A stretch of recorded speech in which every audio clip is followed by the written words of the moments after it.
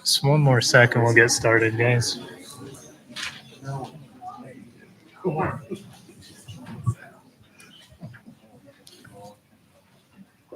Just waiting for Cole. Did we get Josh online? I don't know if. Yeah, Josh.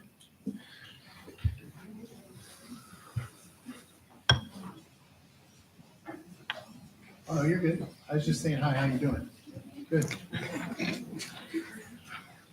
All right, we will call the October 13th, 2025 board meeting to order and turn it over to Murr for the roll call.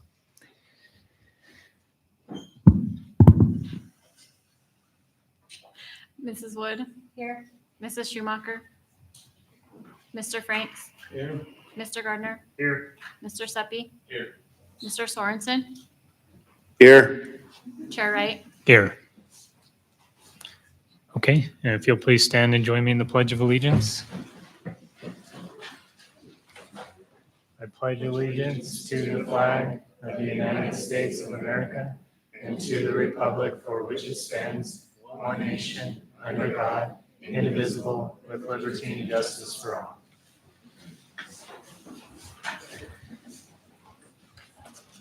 And we'll move on to our education corner. We actually asked Ms. Tolman to come give us an update on the website. I know there's still a little bit of work in progress, so we might have a follow-up in November, hopefully, but awesome. So what I'm going to do is have our lovely gentleman over there bring up our website. As many of you noticed on the first day of school, because there's not enough happening that day, we made the transition to a new website platform. We switched our host from something that was kind of meant to be more of an LMS or a teacher web page. It was really big and clunky for what we really needed to do. So Lenny Liu, one of the employees in my department, actually sat through every possible school website hosting company webinar that she could and went through and kind of came up with pros and cons. And we worked with Kayla and we worked with Kelly Murray to kind of figure out which one's going to be the best. So this is our new website. It's Final Site, the company that hosts us. I want to do a shout out to Zach because each of our schools, he did the video compilations that are at the top. It's a work in progress for sure, but our main goal with switching to this site was to simplify things. It seemed like it was 12 clicks to get somewhere. It drove me crazy. Or you would open a web page, and then on that web page, there were 75 links, and it was just very, very overwhelming. So when we got together to design the site, I might have to look back here because I can't see that far. When we got together to start designing it, we went with less is more. Simpler is better, just so that we don't end up blasting and ending up where we were with thousands and thousands of links on each page. So we thought, who are the main people that we need to target with our audience or with our website? And we came up with students first, of course, they're the first priority, our staff, our parents, and then finally the community members. So almost anything you could need. Oh, the board. Sorry, board. You guys were very important to me here at the top as well. But almost anything you could need or look for should fall within one of those categories at the top. We've added, if you'll scroll down, Christian, on the page, we have added a link or a little form for feedback. So if you're going through our website and you're like, well, I have no idea where the Canvas link is to get to my kids to get to Canvas. You can actually put either feedback there, or the other thing I would recommend that you do is use the search feature. The search feature on our old website was severely lacking. You could look for something and whether or not it was going to come up, it was anybody's guess. It could have been in 6 different spots. And again, you click and it goes to the page with 47 links. So the goal was to go with more simple, cleaner, better information on it so that everybody can find what they need, and then also give people the opportunity to reach out. And I will tell you that Lenny gets every single feedback piece on the form and she gets in right away. And sometimes it's that we don't, we couldn't figure out where, I can't think of one right now, like the board agendas are. And we realized, oh, we didn't actually have board agendas under school board. So we go in and fix that. That's honestly how we're going to meet everybody's needs in the best possible way. Did you see the form, Christian? Maybe it's on the community page. I know we've been moving things around a little bit. Oh, right there. So on our community page, and I think that this is linked in a few different spots, but if you're going through our website and you see something that you think is missing or something that's wrong, or maybe we have misinformation on there, just feel free to submit this. Like I said, we check it every day. We're constantly making tweaks and updates. One significantly improved feature is the calendar. That always drove me crazy when I came back, that when you clicked on calendar on the web page, it didn't actually show you should see prom and the football games and all of this stuff on the calendar, the days that there's no school.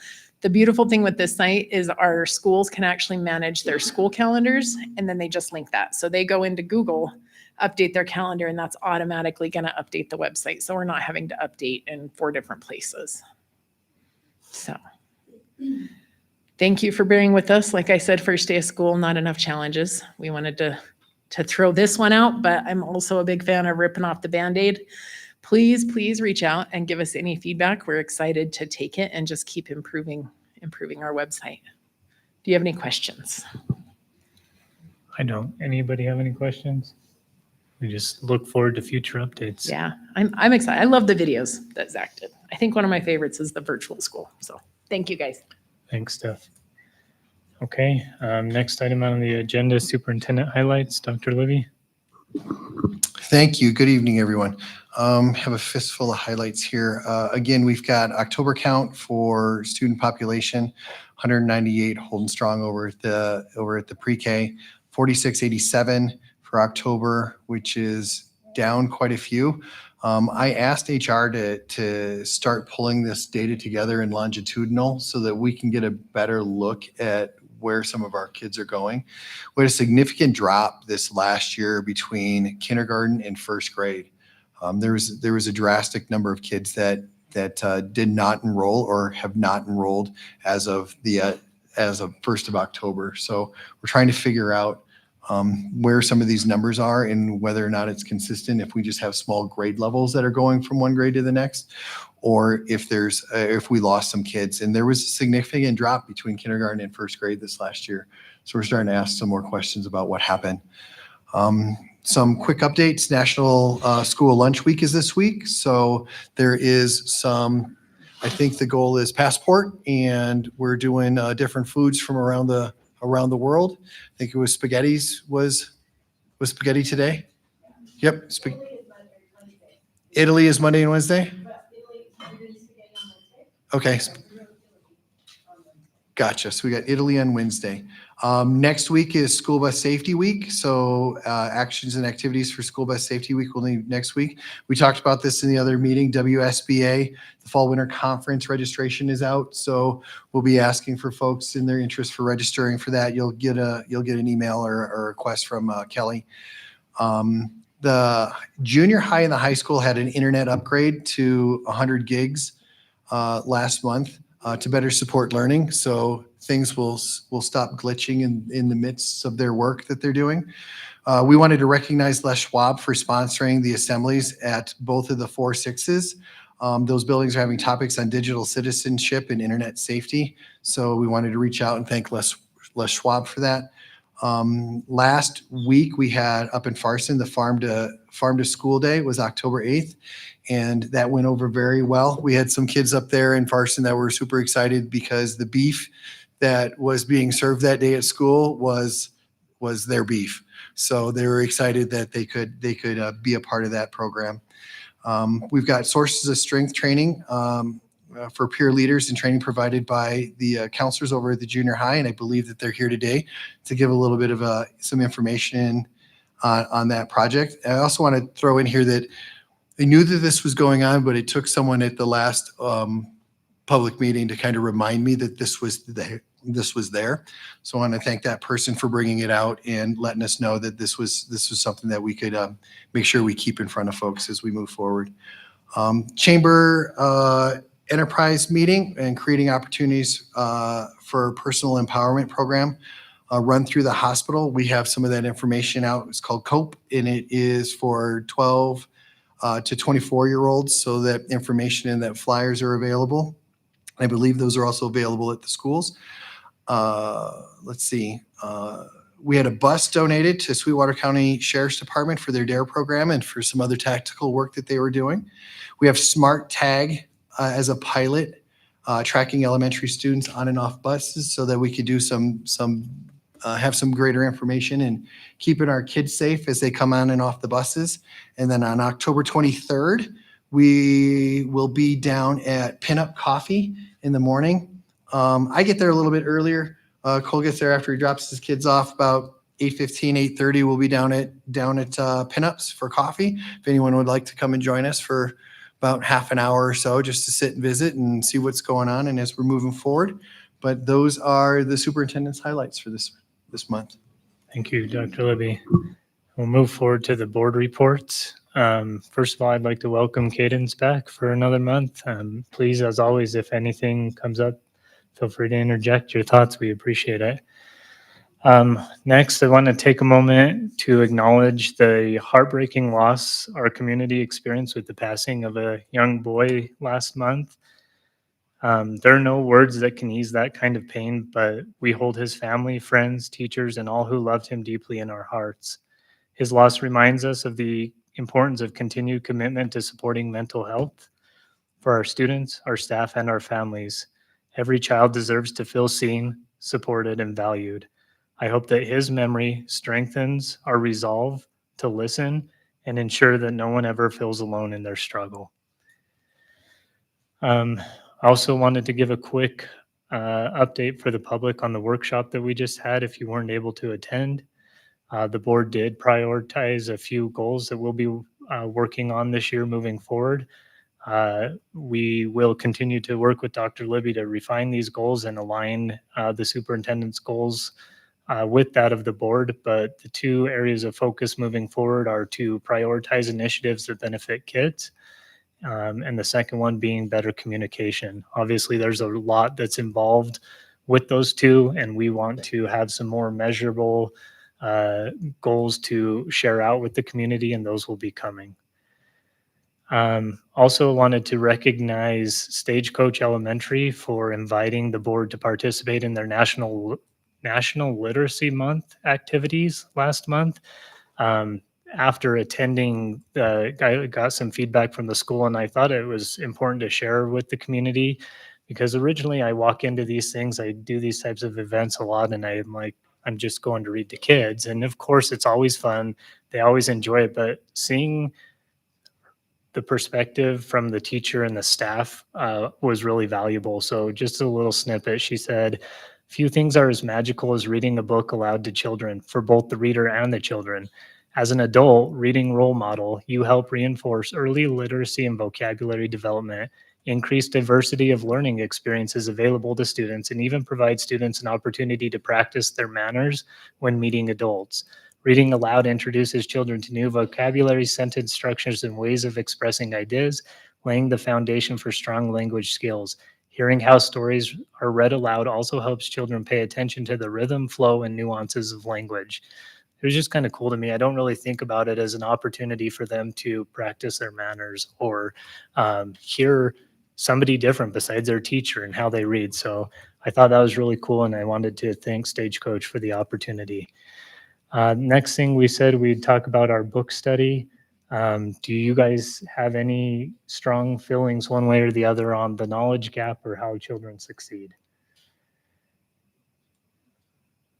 Or are you open? We can work through both. I personally would like to start with the knowledge gap, would be my preference. Okay. Anybody else? I prefer only one at a time. Yes, of course. We'll do one at a time.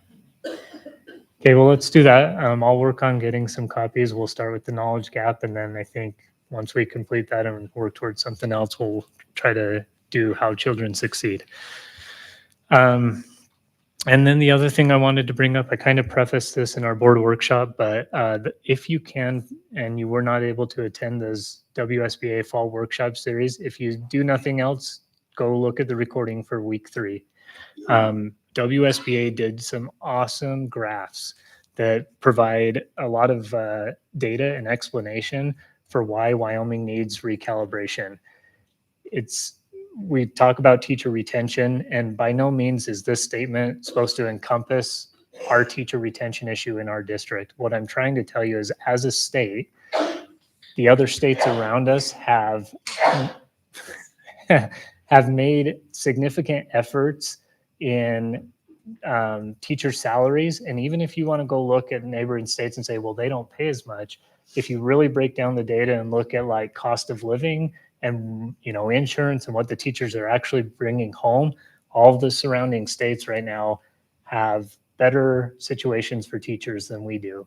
And it really strengthens the argument for the need for recalibration within our state. So when we're talking to our legislators, there's a lot of data and graphs and information that can support that cause. So please take a look at that. Upcoming events, there is a workshop this Saturday in Casper that's kind of the in-person culmination of this workshop series. And if I'm not mistaken, I think Mr. Sorensen is going to try to attend, which would be awesome. And hopefully he can fill us in. And then the WSBA annual conference is November 20th and 21st. If there's any way to make that, please try to do so. That's a really good time to team build and just spend some time together as a board and work through some of the issues facing our district and our state. That's it that I have for board reports. I'll turn it over. Dr. Seppi, we want to start with you? Okay, board reports for me. I have the foundation committee. Another plug for the foundation gala with the Carries Access stuff is January 24th, 2026. I'm trying to get out as much into the public as I can, trying to get as many people to go sponsor or to go attend that. That money goes directly back to our students, helping to pay for a myriad of things that the school doesn't necessarily pay for, access to extra activities, paying for that. It is a great foundation. They do a wonderful job. This is their main fundraiser for the year. So if anybody's willing and able to attend, I did have somebody reach out to us about a new scholarship. I know I've been asking. I really appreciate it. For that person that asked me, I will get in contact with you. I got the information I need for who you can contact. If anybody else would like to do a scholarship, and they're small ones to large ones, companies, individual families, I don't care who it is. This is one of our biggest goal is things that help the kids. This directly helps our kids. So as many of those things as I can get while I'm part of this foundation committee, I'm going to continue to preach for it. So please, if you can, consider that. It's something that is great for our kids. Rec board committee, there's updates going into additional playground equipment at Stagecoach. There's some other things in the works, but that's something that we had pushed through so that there was some additional inclusive playground equipment at Stagecoach. So that will be great. We're currently waiting on the manufacturer of the equipment and things like that. But we've done our part, so hopefully that would go in as soon as possible. Now it's going to unfortunately be weather permitting as well. Food Insecurities Committee. We had our first large meeting. This is one that has been near and dear to my heart. I had said in the last meeting that we would have a send out. We were able to have our first large meeting with lots of stakeholders. For everybody that came, I really, really appreciate it. I want our kids fed.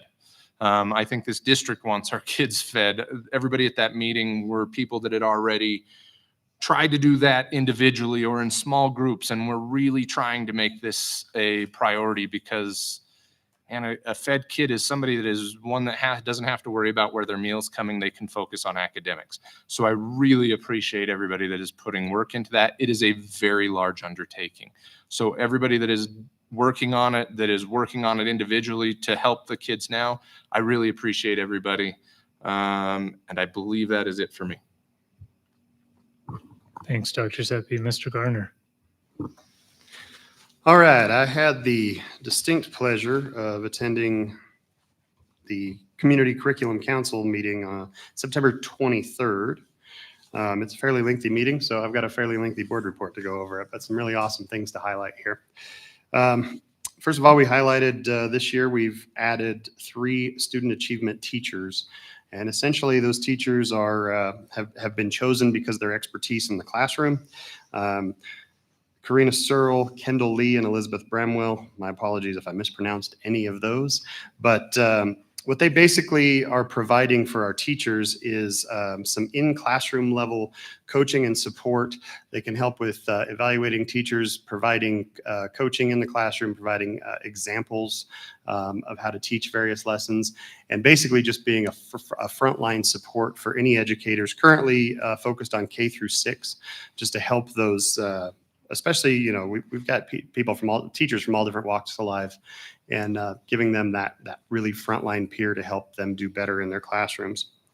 Beyond Textbooks conducted 10 training workshops this summer for teachers, and they've got BT 102 and 102 workshop this fall for new teachers and administrators. I'm going to touch on Beyond Textbooks a little bit more later because there's some really, really cool things happening there. The RIDE initiative, we discussed, we were brought up to speed on some of what's going on there. That's reimagine and innovate in the delivery of education. Farson Eden School and Black Butte High School have both been participating with that. These are student-driven assessments and student-driven projects.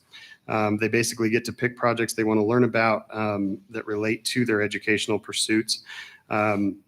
Projects included in Farson, we've got some students that have chosen to learn to play musical instruments, piano, guitar, harmonica, drums, etc. Some computer science projects, coding in Python and Scratch. A student focused on drone piloting, some new business startups, welding projects, solar power projects. One student, or perhaps a collection, I'm not entirely sure, focused on starting a preschool, writing a children's book. We've seen Leatherworks, ACT study prep, and then at Black Butte High School, I did actually get a response back. Primarily, their students were focused on basically areas that they were super interested in. He said one of the more noteworthy projects was each student got to choose a topic and prove how their topic related to trigonometry. They said that was very exciting for those kids to be able to see their subject placed into a real world realm. On that note, Farson Eden School will be holding their first exhibition of learning on October 27th from 9:30 to 10:15 for anyone interested in seeing those projects that they're working on firsthand. So I'll make sure that gets on the calendar there as well. Moving on, early childhood efforts showing some success. Now, this was one of the most mind-blowing things from that entire meeting. Overland Preschool Project has been really focused on literacy and reading benchmark improvement. Now, keep this in mind, these numbers. In spring of 2021, so at the end of the school year, this assessment focused on K through 3. So at the end of the school year, being assessed at their grade level, 38%, 39%, 46%, and 45% respectively, K through 3. That was their reading proficiency at the end of their school year in 2021. This year, fall of 2025, at the beginning of their school year, tested at their grade level, 60%, 55%, 62%, and 63% respectively. Massive, massive gains in literacy at those early childhood levels. There's a lot of factors playing into that, but certainly the early learning focus on literacy has played a part of that. And what's really exciting to me is we look at those students now, they're 60% at the beginning of the year. Where will they be at the end of the year once their teachers have had a chance to really improve on that? And even more so, where will these students be when they're in high school? And we're looking at those ACT rates and those graduation rates and everything. So, getting these kids started with a healthy foundation in literacy early is going to really pay off for us. And that's really exciting to see. Discuss some YTOP overall 1-year growth, number 3 in English language, number 1 in science. This is within our schools of our size. The thing to keep in mind here is that a year ago we were discussing, we were dead last in virtually every category. And in 1 year, we still have a lot of work to do. I like Dr. Libby's goal of being 20% above the state average. We're not there. We're nowhere near there yet, but we're moving in the right direction and in a big way. Notable growth throughout many grade levels, but here's the part that I found the most exciting, relating it back to beyond textbooks. No sign of any curriculum implementation dip since the Beyond Textbook, I keep wanting to say Bluetooth because it's BT in here. Beyond Textbooks implementation. In fact, there's been growth in all areas, and Ms. Garner was kind enough to provide me with some data here, and I want you to wrap your head around this. So typical timeline and phases when you introduce a new textbook or a new curriculum. The initial implementation phase, 1 to 3 years, where you see a dip in results due to teachers and students grappling with new material, methods and expectations. Performance and confidence may even decline further before they actually get better. That's 1 to 3 years. 2 to 4 years, the curriculum becomes accepted practice as individuals become proficient, performance stabilizes, and then you start to see a rise, hopefully. And then sustainability. So anything beyond year 4, the curriculum basically becomes fully embedded. Now, that's 4 years to get a new curriculum, typically the way we've been doing it forever and ever and ever, to get a new curriculum established, and then we change it every 7. And we wonder why we struggle. Beyond Textbooks provides a really data-driven, proven method to ensure that we're teaching what our students are expected to know, and that we continue to improve upon that yearly rather than having this every 7-year massive change and start that 4-year cycle all over again. So I think we've already seen some amazing things as a result of implementing that. It's going to be implemented further, and I think we're going to continue to see some really great things coming out of that. Math, obviously still an area where we need to work on improvement.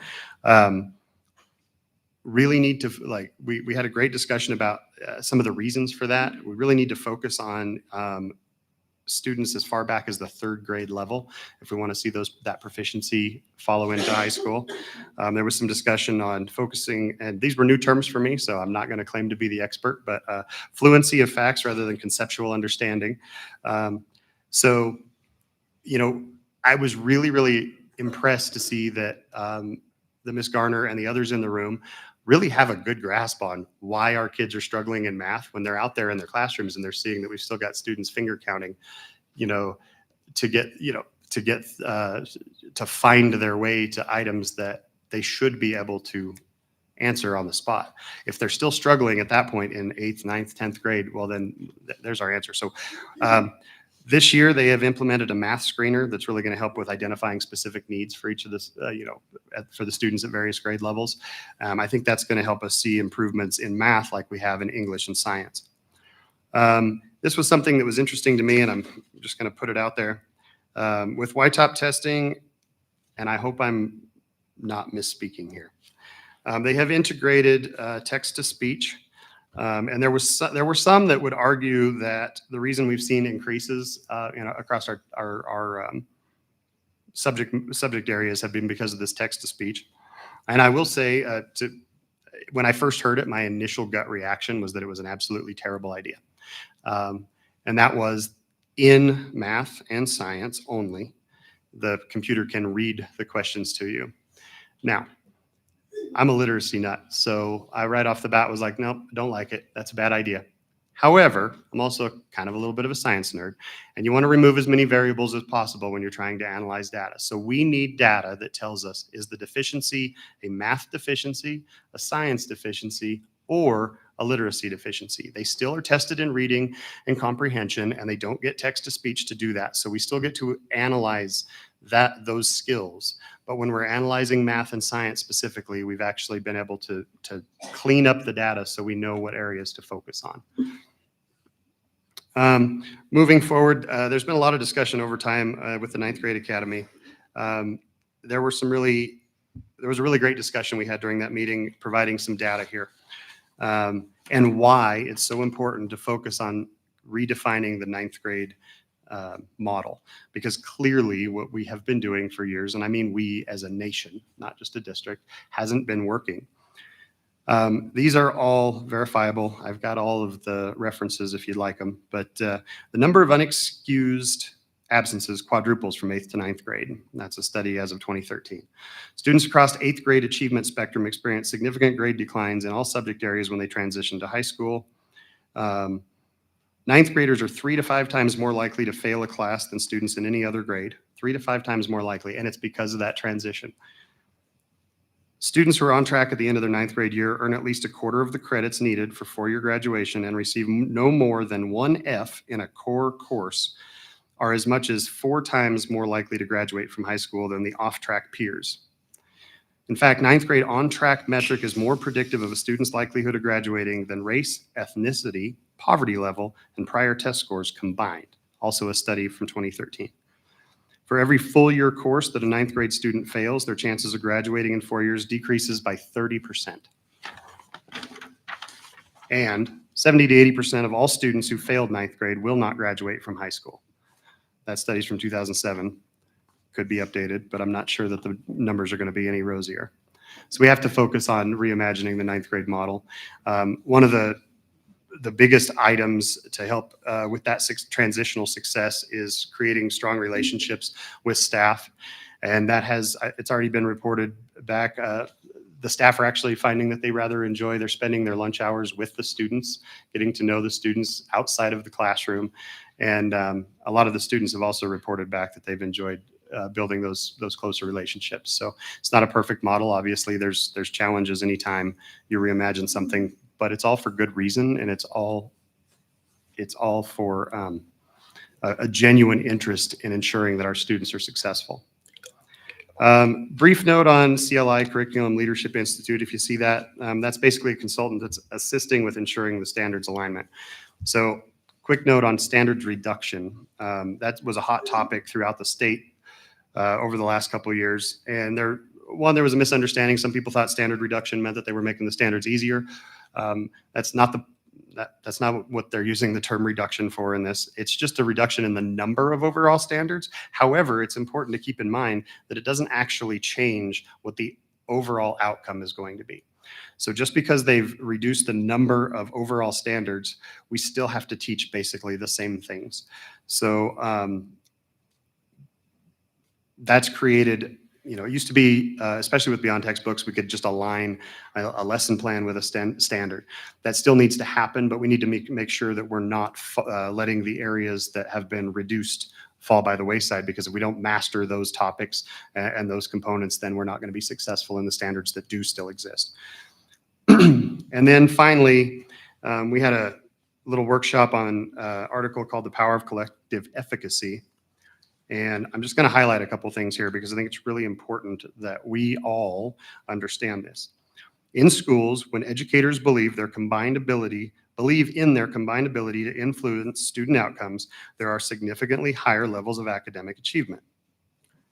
So, in a nutshell, if staff in an educational organization believe that they are empowered to make a difference and that what they do by showing up to work every day actually impacts the outcome of their students, guess what? They manifest. They do affect the outcome of their students.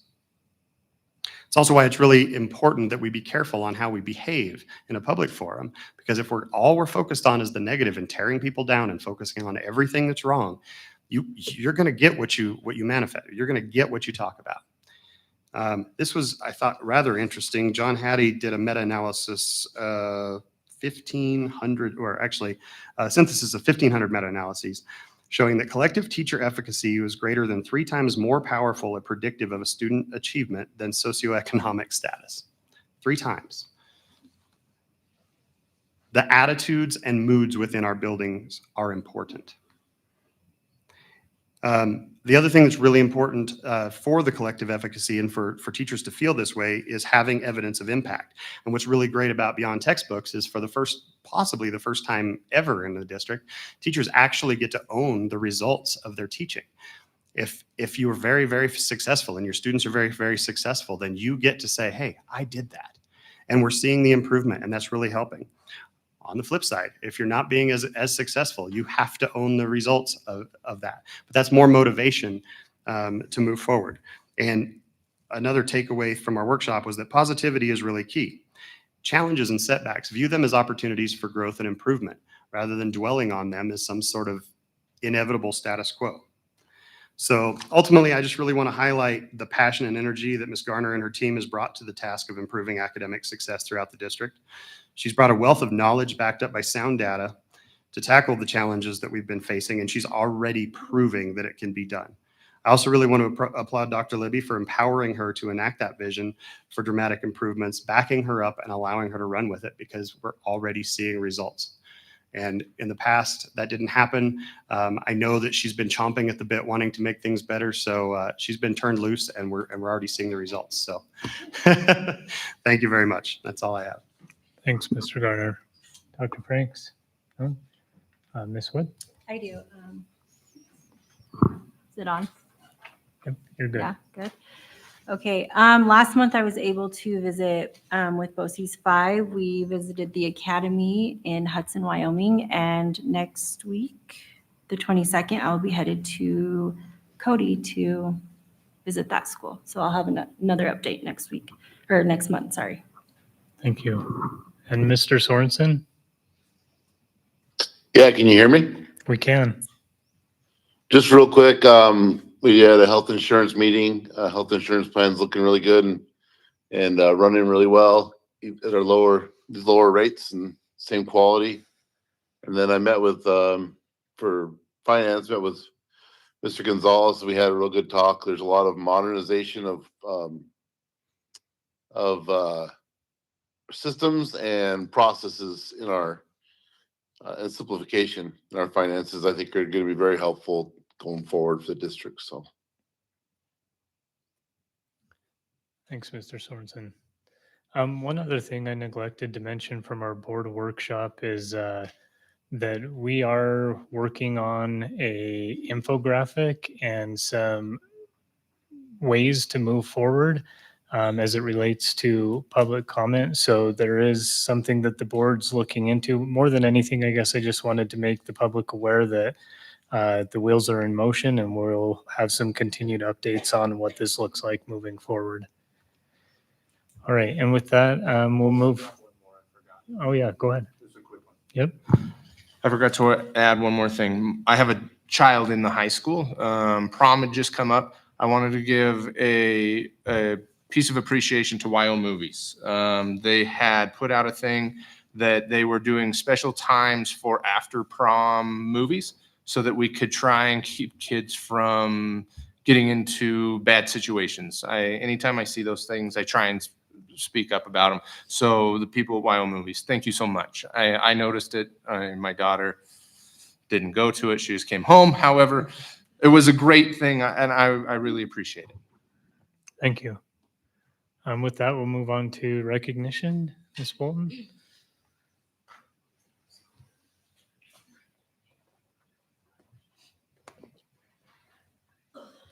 Good evening, Chair Wright, Superintendent Libby, and members of the board. If you want to join us down front for recognition. It's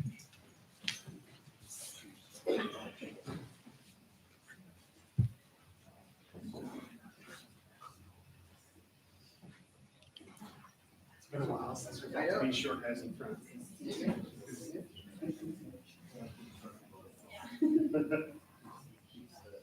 Keeps the flow going, right? We would like to start this evening recognizing Cadence Jones. She's our student representative from Farson Eden High School. We'd like to thank Cadence for joining the Board of Trustees this evening and sharing a fresh student perspective. Cadence's attendance sends a positive message to all of the student body to become involved in a respectful way.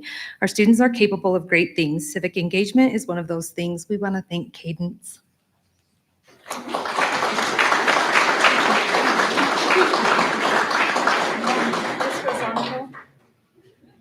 Kayla, we'll have the principals come up.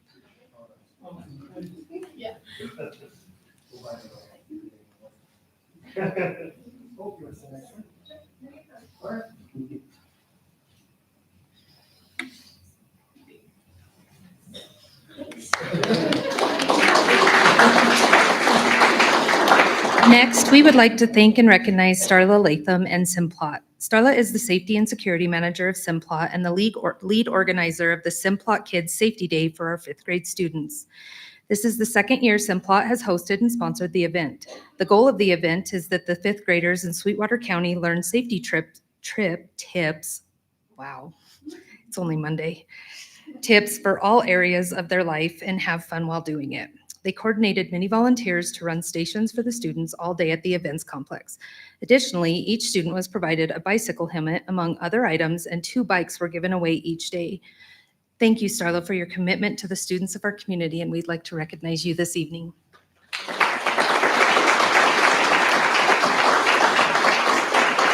If our 4, 5, 6 buildings are here, principals, come on up.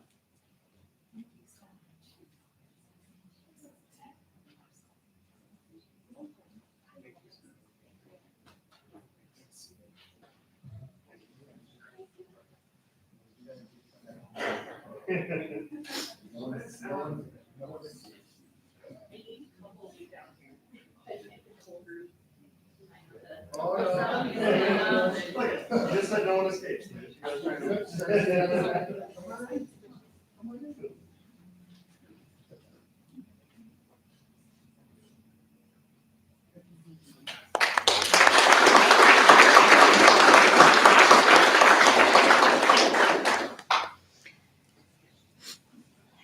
It is our honor to recognize Amber Muir, the Director of Key Accounts and Soda Portfolio at Western Wyoming Beverage. Amber is not only a valued contractor with the district, but she consistently goes above and beyond to support Rock Springs High School and the students we serve.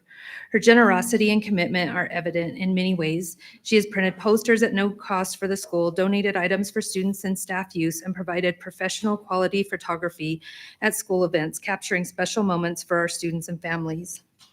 Amber's love for the Rock Springs High School is clear in everything she does. She is deeply invested in our school community, always seeking opportunities to contribute and strengthen our programs. Amber is not just a business partner. She's an integral part to our school family, and her dedication has had a meaningful impact on our student, staff, and community. Thank you, Amber. High school administration.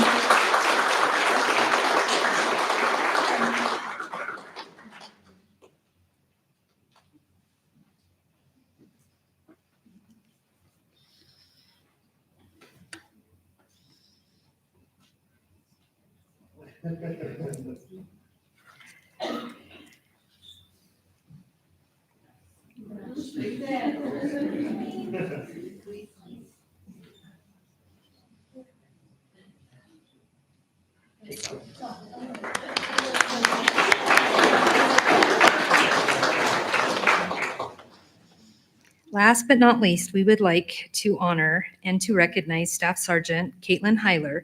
Caitlin is not only a dedicated Wyoming Army National Guard recruiter, but also a former Rock Springs High School science teacher who continues to give generously of her time, talents, and heart to our school community. Caitlin is a constant supporter of our JROTC program. She is regularly present in the classroom, substitutes for our teachers on her days off, and travels to JROTC events to cheer on and support our students. Her commitment goes far beyond her professional responsibilities. She invests personally in the growth and success of our young people. As a former teacher, Caitlin also continues to mentor new science staff, sharing her instructional strategies and classroom ideas to help them feel supported and successful. Her willingness to step in, contribute, and strengthen both our academic and extracurricular programs is a reflection of her deep care for Rock Springs High School. We are truly fortunate to have Caitlin as part of our school community. Her ongoing service and dedication exemplify the very best of partnerships. Thank you, Caitlin. If our high school administration will come up.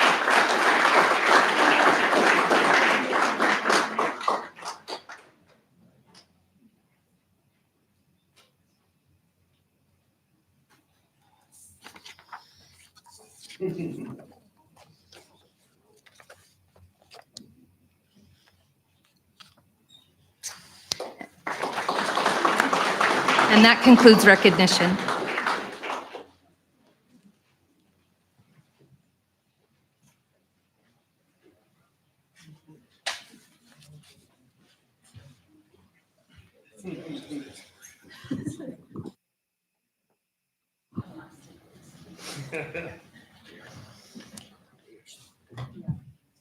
Okay, if we can please have a motion to approve the agenda as presented, including addendums.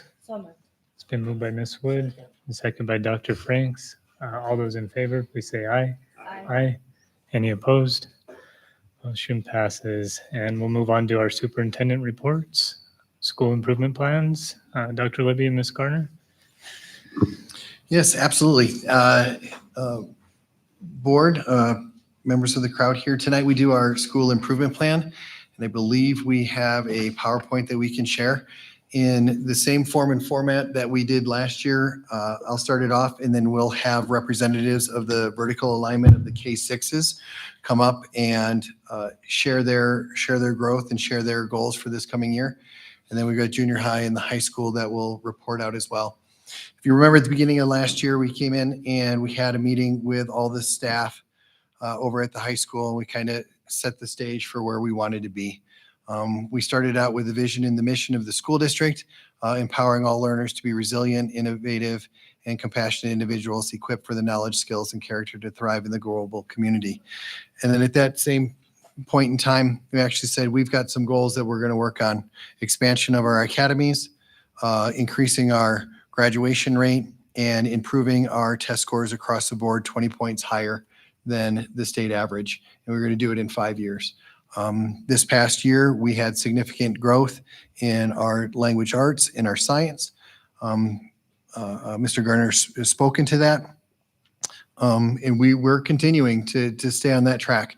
We're going to get really good at the things that we need to get really good at, and that's educating our kids. If we stay on track with the path that we had, we should reach our goal in science and language arts in under 5 years. We have work to do in math. We've got places and spaces that you will hear tonight that are going to talk directly to how we're going to make some improvements towards those areas. And with that, we're going to jump over to the next slide. And I think the next one is the alignment of the East Side feeders, which is Walnut Desert View feeders, into East Side. And Miss Blake is here to speak towards their slides. Pop on the mic. All right. Superintendent Libby and board, thank you for having us. I'm Sarah Blake. I'm the principal at Desert View Elementary. Dr. Wells, Eastside Elementary. And then I'm Tabitha Tomeo, assistant principal at Eastside Elementary. And then Colin Stewart is at Walnut Elementary. So we're just going to share some highlights of our year last year. Across the board between the three schools, we exceeded expectations for EL. And as I was looking through this, preparing to come up here and talk, I realized the way we worded this probably looks kind of negative, because we said compared to last year where we only met targets, but we did really well last year too. But this year we took it even further with exceeding with our EL students. So we're pretty proud of that because they are a large part of our population in our schools. And then in terms of moving into this year with our school improvement plans,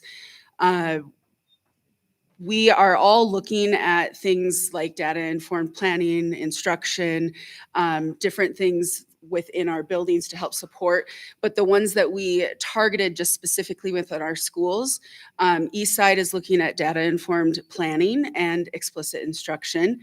Walnut is looking at data-informed planning and professional development. And then at Desert View, we're working on instruction and culture and climate. Instruction includes that data-informed planning and the explicit instruction. And then improving our culture and climate, some of the stuff that we talked to, or actually Mr. Gardner mentioned earlier about collective efficacy. That's something that if your culture and climate are not fully aligned for that, your efficacy can be down too, because you're not willing to be vulnerable with each other. And so that's something across all three buildings, we're working on that collective efficacy in all of our group work with our staff. And within our specific goals, we each have 2 goals. All 3 of the schools are working on increasing student proficiency through that data, the data instruction, through our PLCs, through the co-planning that we do as well. Again, bringing that collective efficacy together. And then our second goal across our schools, we have still with increasing student proficiency at Eastside and Walnut, with looking at strategies and in addition to the data teams. And then at Desert View, we're also looking at that culture and climate piece with that collective efficacy piece as well. Nice job. Anything I missed for us? Okay. Very good. That's our cohort.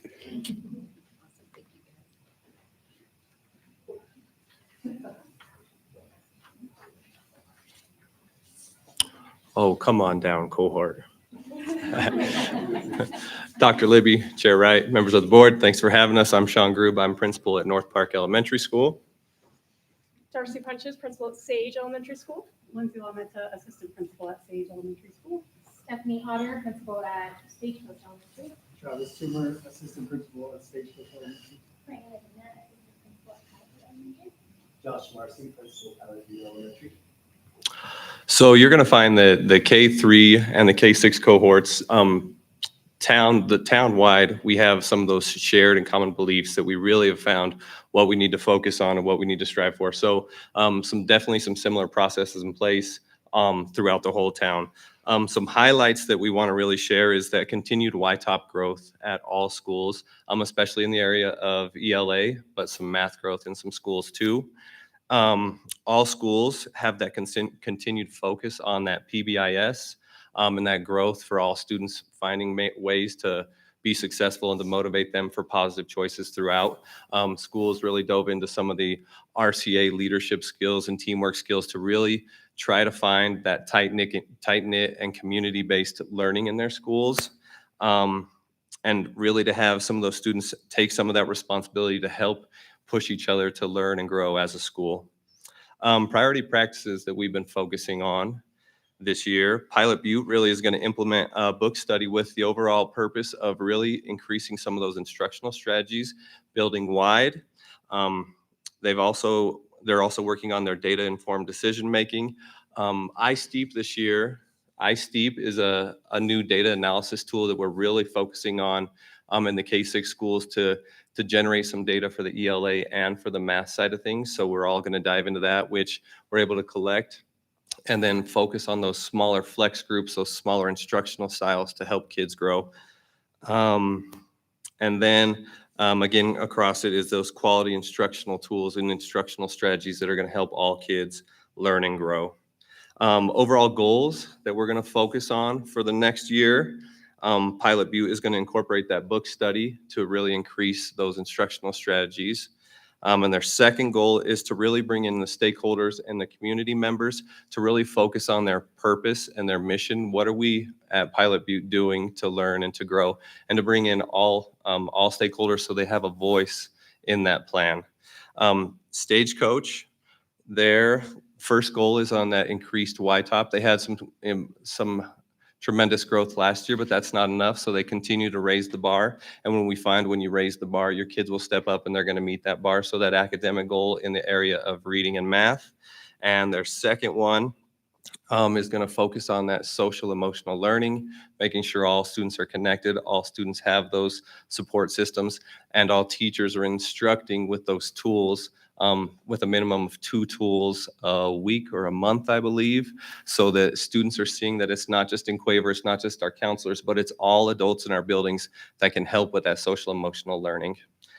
SAGE this year is going to track their academic data through Acadience, through the Acadience assessments. That's the first assessment that Mr. Gardner was talking about this year, where we track that growth. So we'll take that 3 times a year. So we had that fall interim, we'll have the winter assessment, and then we'll have the spring assessment too, so they can really track how their progress is throughout the year. And their second goal is going to really focus on that upbeat survey results. So then leadership can help analyze that data, and then as a school, focus on how we can drive to improve our overall processes and meet the needs and the learning for all students. At North Park, our first goal is going to focus on increasing that YTOP in the areas of reading and math. And then that second goal was really focused on those small groups where we can collect that data through the iSteep progress monitoring, and then ensure that all kids are learning and growing and moving forward. Any questions for our cohort? Thank you.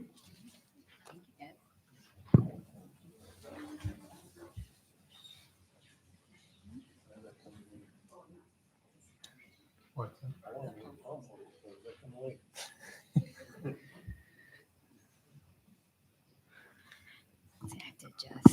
evening. Hope you're all doing well this evening. So with me, I'm going to introduce them first. They are more important than me. First of all, our beautiful students and our families are out in the audience and our amazing counselors. Standing up here with me tonight is our Assistant Principal and Athletic Director, Mr. Anthony Lott. And next to me is our Assistant Principal, Jordan Erspalmer. And for those of you that might not know me, my name's Tina Searle, and I am the elated and so excited principal at Rock Springs Junior High. So we are so excited to share some highlights. We have many highlights. We could have added so many slides. But first and foremost, we did meet our targets in growth and equity. So that's a huge win for our Jaguars, as well as we're really excited about, and Mr. Gardner spoke about those literacy components. Our ELA students were almost at 59% being proficient and advanced. And so that was a huge win. Another huge thing that we're doing that we're excited about is MTSS and PBIS. So let's break that down. MTSS stands for Multi-Tiered Systems of Support. What does that mean? That means that your school, along with collective efficacy, with those targets pointing all in the same direction, we are working on academic, behavioral, and social emotional supports. They all make that whole child. They go hand in hand. You should not have one without the other two. Alongside that is PBIS, and that's our positive behavioral intervention of supports. So what are we doing as a school to recognize our students in many ways, not just academics, but socially, behaviorally, being those leaders, being brave, being these beautiful speakers tonight that have really been brave this year in attending training, and just pointing out all of those motivational things for our students. And so we're having extensive training throughout the school year on both of those. They are done separately, but you have to have them hand in hand in order to keep that momentum going.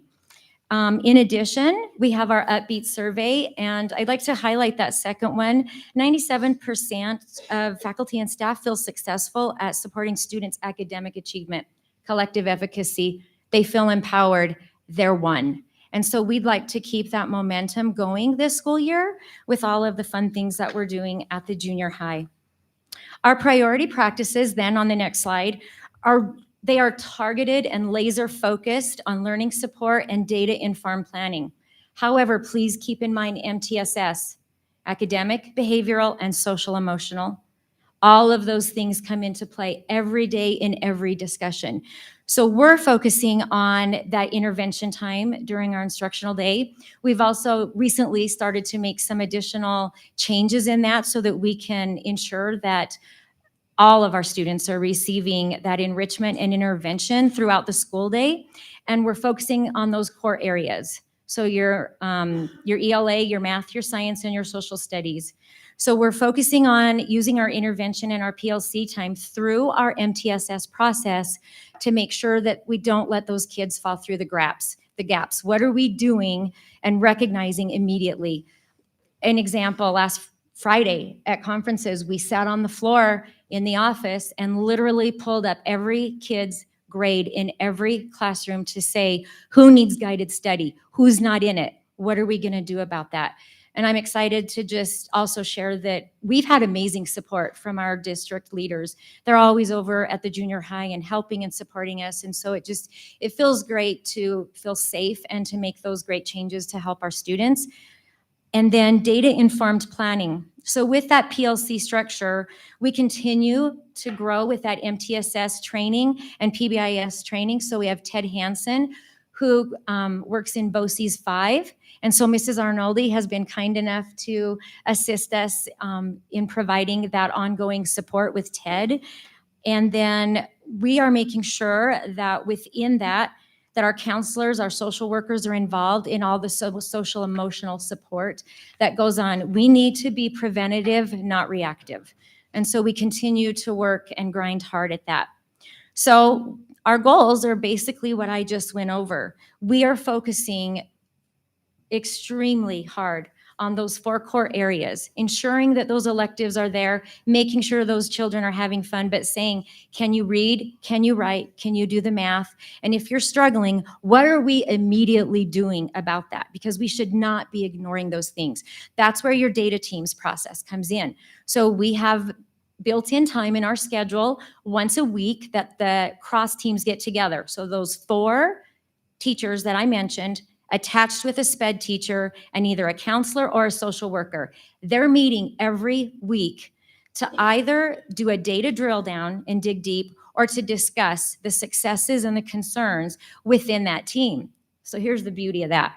We're a school within a school. So we have 6 teams. We have 3 in each grade level.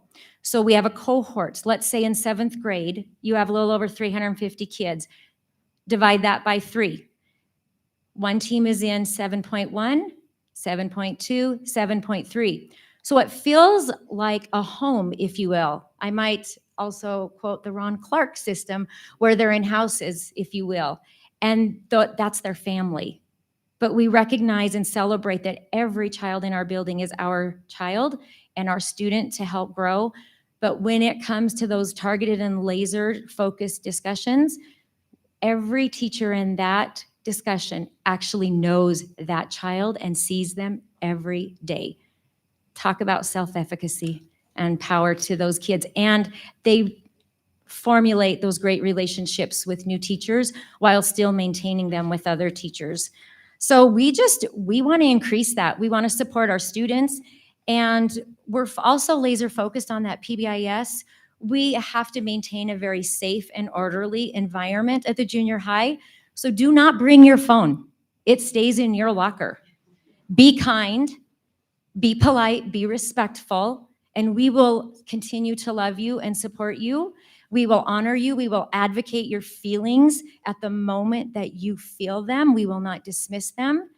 And we will lower our incident rates, those referrals. We will continue to fight and help our children academically, behaviorally, and social emotional. So, any questions from our team or anything that my team would like to answer?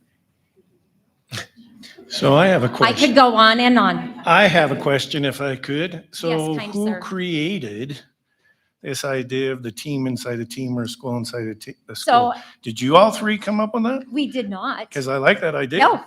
No, let's just lay that on the table. Not one of us came up with it. The staff at the Rock Springs Junior High did. Okay, They did that work. I'm They impressed. I like recognized that idea. Yeah, we just walked in. He came over from the high school and we're like, we're here, let's do this. We're And- with you. Well, good. So And no, I- cheers to the staff. We invite everyone Absolutely. to come over and watch all the great things at the junior high and watch it organically, because you know what? They're 7th and 8th graders and you have to love where they're at Mhm. and love that we go like this. One minute they like me, the next minute they're like, mm-mm. And I just still say, I love you. Very good. Any other questions or comments for the Jaguars? And I understand the Jaguar jerseys, but the pom-poms, they weren't pom-pomming a lot. So Oh. are we spoiling something or are we waiting for something or No, what does you're that mean? foreshadowing in such a beautiful way, Dr. Franks, and I support you It's the kid in me. bringing that to light. So yeah, we'll move forward with that. By the way, when you're not meeting in your positions, everyone, I'd like you to come get trained to be a watchdog. So please come. We would love any type of servitude for our students to build those relationships and empower safety and security at the junior high. So, all right, Thank you, guys.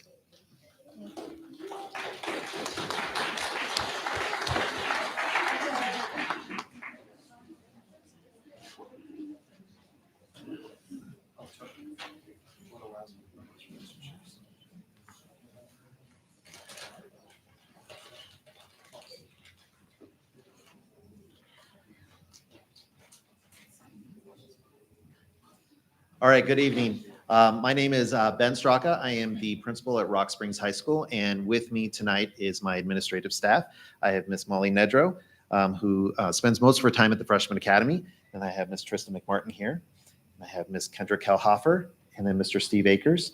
I am missing one of my administrative staff tonight, Miss Hope Downs. She's actually back at the school helping kids. She's coaching right now, so she's loving her athletic duties this year.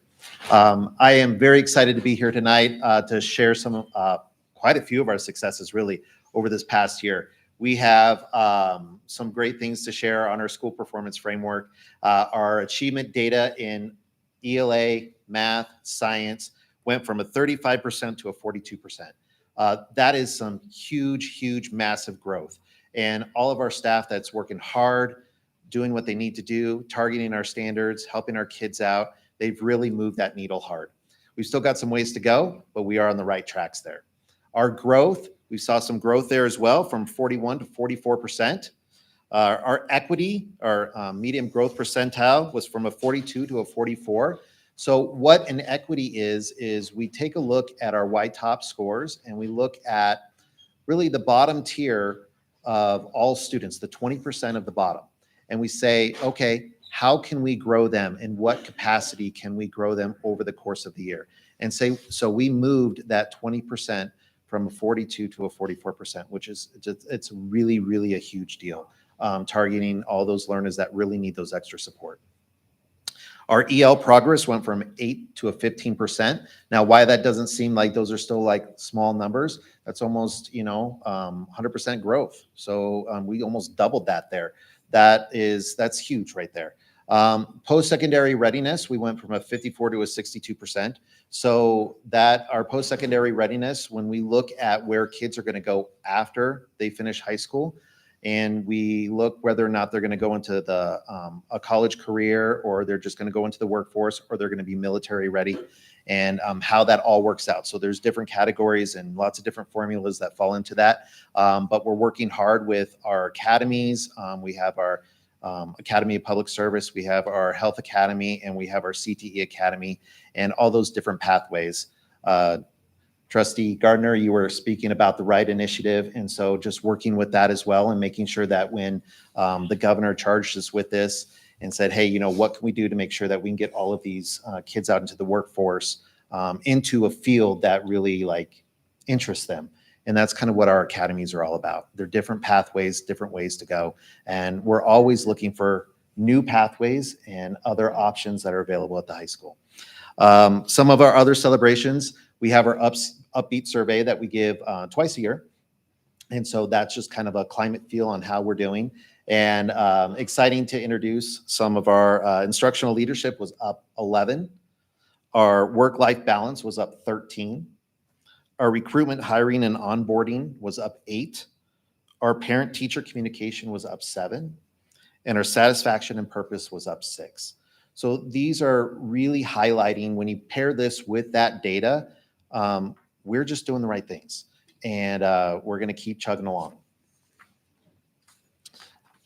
This year is no exception for that chugging along. So we have implemented the new Freshman Academy for our priority practice really this year. That's really our big whole thing that we've changed this year. We've initiated. Miss Molly Nedrow is doing a great job over there, just really supporting our kids, making sure that small learning environment is there. I have some quotes here that I think really kind of sum it up really good, where it says, the key findings that 9th graders with stronger SEL, social emotional skills, are better connectedness to their school community, had higher grades to suggest that when freshmen feel supported socially and emotionally, it correlates with better academic performance.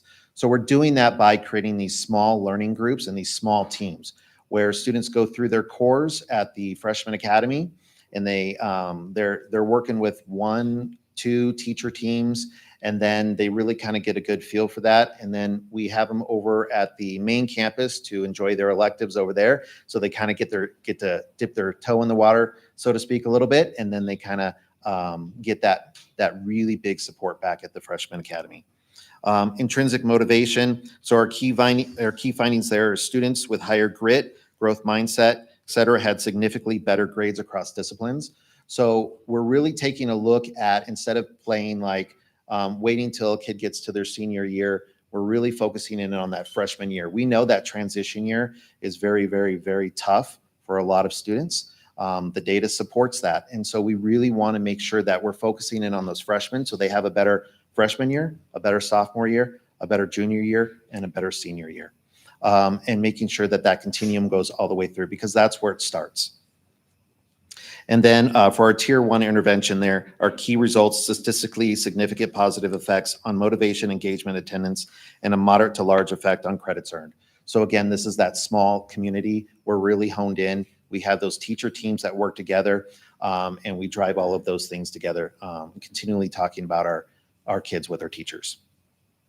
Other things that we're working on across both campuses, our data, our teams, our interventions, transitions, and instructions. So we're always looking at that early warning indicator. So that would be your behavior data, your attendance data, your academics, anything like that. So we're consistently monitoring where kids are along the spectrum. You know, are they not doing so well in any given class? What can we do to support them, and what structures can we put in place? Our teams. So we have a PLC and our MTSS teams. We meet every day. And so different groups of people meet every day, and then we meet on our professional development Fridays, and we break those up into a few different things. During the week, we talk about big stuff, big school level data. We talk about our school improvement plan. We talk about all of these things that we're really guiding and driving towards. On our Fridays that we are fortunate enough to have with our smaller groups and our content teams, we talk about what it looks like to look at our common formative assessment, what it looks like to look at our data individually, and where our kids are across like freshman English. So we get to talk about all of that stuff together along with our junior English teachers, and kind of get a nice little collaboration going there. Our interventions, we put one big thing into place this year where we have this thing called extension classes. So on schedules, you might see this thing called EX1 or EX2. So we took this old version of Power Hour, which was kind of like a homeroom, kind of like go here, finish a test if you need to. There were some other things that we did in those class periods, but we decided to take that same time and split it up between 5 different things. So we have some opportunities where we're focusing more on just straight math academic skills, and then applied math skills, English foundational skills, English applied skills, and then we're looking at college and career readiness. We know that that's a big focus no matter what you're going to do. If you're going to go off to college or not, you still need those soft skills. And so really working on what that looks like to just write an email professionally. We have our transitions, which is our college and career and post-secondary plans. So we have worked very hard on our Power School and monitoring that with our credits. So not only can parents and students kind of keep up with that throughout the course of the whole academic career, we can really kind of guide like, hey, I need 4 credits to graduate. Do I have those 4 credits where I'm at? So there's no questions involved. It's all there. We're being transparent as possible. And then our instruction as well. Of course, we talked about beyond textbooks already tonight. So we have that beyond textbooks that we've been looking at. We're really diving in and looking at how that goes through and across the board. What can we do to really hone in and use those skills and use those research-based strategies that are there, and really let the teachers be the guide. We have the calendar. We have the standards that need to be met. The nice thing about beyond textbooks, it tells you for a maximum impact of when to teach what, when, and how, but not the material. So that's up to the teacher. And that's the beauty about beyond textbooks, that it allows the teacher to really kind of be the driving force behind whatever that standard might be. We of course are aligning to standards and aligning with our YTOP blueprints, as well as our ACT blueprints. So making sure that we're looking at, what is expected of us on the standardized assessments, and making sure that that correlates and works back with our beyond textbooks and what's going on in class.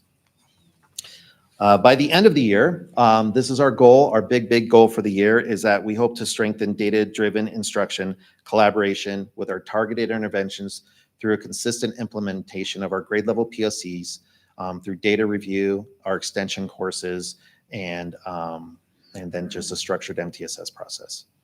Well, that's all I have for you tonight. And do you have any questions? Okay.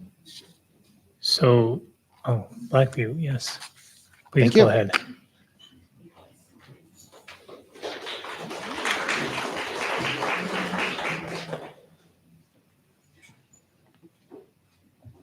So thank you. This is Mr. Blake from Bryant Blake from Blackview High School. Thank you, Chairman. Thank you, Board. Thank you, Dr. Livy. So some of our highlights from Blackview High School is this year we did school performance level exceeding alternative school expectations. So I think this is our third or fourth year in a row we've hit that.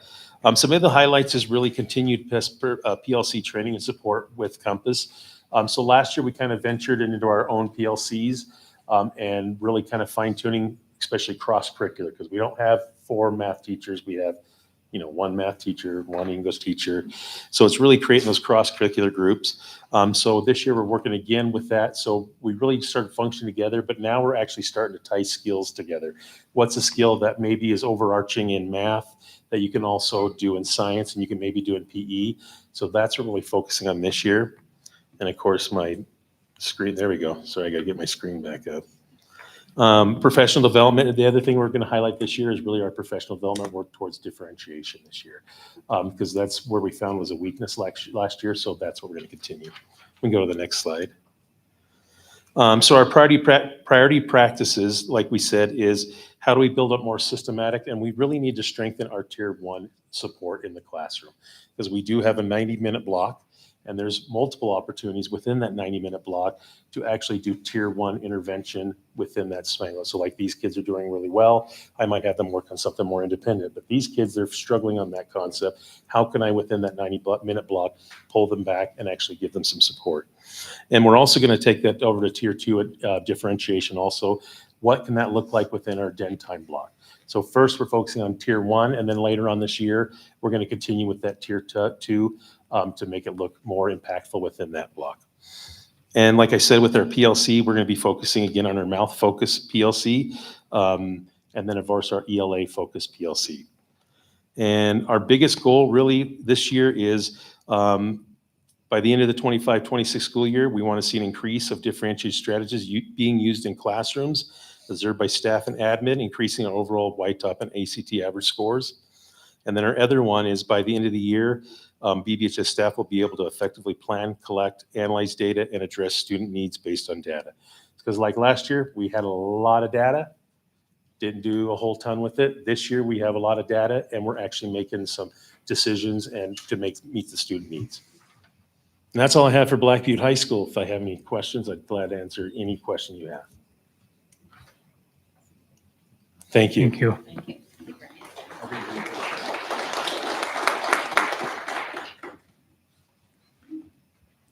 Dr. Libby, Chair Wright, members of the board, I'm Barbara Rosatica, the principal at Farson Eden School. Our celebrations this year, Farson Eden met the target in achievement at the elementary, middle, and high school levels. Our elementary and high school are meeting expectations, and middle school is exceeding state expectations. The Farson Eden students exceeded the state achievement in 17 of the 19 assessments that were administered on 89% of the tests. Advance the slide, please. Our priority practices and related actions are to increase family, community, and student engagement. We're increasing family engagement through informational meetings for freshman, junior, and senior parents to come in and learn about what we do at school, what school looks like, and how to help their students and support our school. And then enrichment activities. This year, our elementary school students are doing the Spoons Across America food exploration curriculum. Increasing community engagement looks like positive news and social media posts. We're trying to highlight the great things that we're doing so that families in the community are aware of what's going on in our school. And then finally, increase student engagement. As Mr. Gardner spoke about, we're doing REACH personalized projects with our students. All students are given beyond textbooks common assessments. Students who are not successful on each standard get remediation during our REACH blocks, and those students who are achieving academically are given the opportunity to explore other areas of interest each day. So our goals for this year are that by the conclusion of the 25-26 school year, students in all grade levels will exhibit mastery of 75% of their assessed standards in English, math, and science.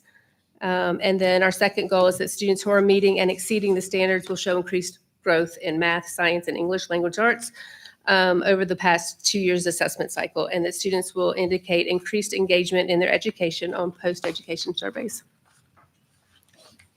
Questions? I just wanted to comment one thing. This year, particularly with the projects with the seniors has been going amazing. Awesome feedback. They're more engaged than they have been in prior years. So just wanted to congratulate you on that, that we're definitely moving in the right direction with the They're seniors. doing a great job.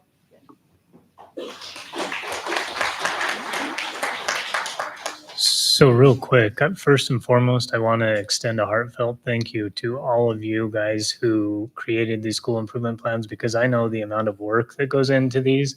For you to give a 3-minute presentation, it's just very overshadowed. So thank you, and please extend that thank you to your staff. I know a tremendous amount of time and effort and energy goes into those.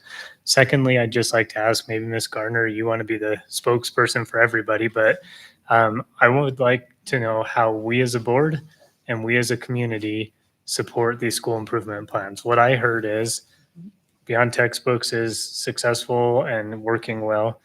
Upbeat surveys, getting that consistent feedback's going well.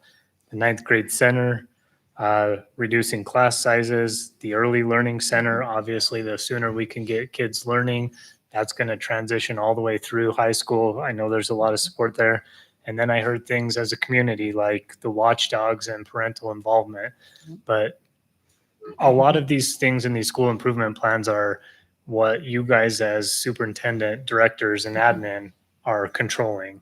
What can we as a board and we as a community do to support you? So I think the biggest thing, and, Joe, jump in as you would like, but, just your support is huge. Your support for our teachers. Our teachers are working hard every day, and we're on the right path. We're doing the right work in every building.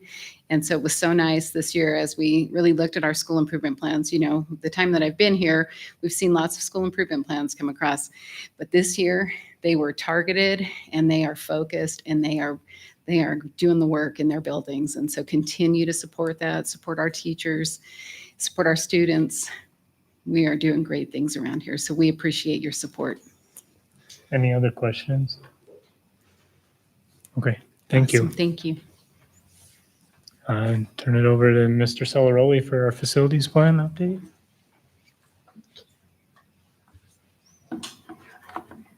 Chair Wright, Board Trustees, Dr. Libby. I'm assuming everybody's kind of had a chance to look over the facility plan. There's 4 different sections of it. One is a basic template that I've been doing for the last 20 years, goes into the state. The other ones are, which we started last year, is we used to do a 5-year plan. Now I extend it out to a 20-year plan. The reason I do a 20-year plan is because I have to identify on that 20-year plan what the district's paying for, what any source of payment is. But more importantly, if you look at the asterisks, the ones that have the single asterisk means that we will do those internally. That means as long as this plan is accepted, then the district can get full reimbursement for district expenses from the state through our major maintenance plan. The other one is the low index scores. Those low index scores are given to us when they do their facility assessment, which was done by Bureau Veritas 2 years ago. If you notice on there is 54 low scores. 24 of them are the high school, so those will go away. I have 1 to 5 years to rectify. And of the 54, 24 of them will go away with the new high school. The others are either been completed, in fact, the majority of them have been completed. And then there's a handful of them, like I think there's 9 of them that will be completed in the next year to 5 years. Most of them I only have 1 on there, I believe is within 5 years. Then the other page, lots of spreadsheets, right? The other page of spreadsheets is I have to account for all of the projects that we've done over the past year. And I think it was over 167 projects, somewhere around there, that have been done over the last year. The majority of those go over the summertime or during spring break and winter break. Other than that, I mean, with your approval, we'll move forward. If there is a change to the facility plan, because sometimes what I do is come back to you guys and say, I put an addendum. I have to do it before the 28th because that's when this goes before the 28th or 26th. That's when this goes before the state for their final approval and acceptance. But if there is a project that, for some reason, because this year we moved it up from, we used to do it in January, February. This year the state says, they called, last month, they said you're going to be having to turn yours in October 20, the end of October. So I didn't get a chance to get with a lot of the principals. So I'm using what was on their list the previous year. And some of the principals that moved buildings, I was able to get with them and actually put some of their project requests because they didn't have a facility plan for that building. So if there's something that gets added on to the next board meeting, we'll just introduce it as an addendum. And everything that will be added on would be a major maintenance project, so it would not involve local district funds. Anybody have any questions? Questions? Okay. Good, thank you. Now we'll move on to sources of strength, Ms. Hewler and students.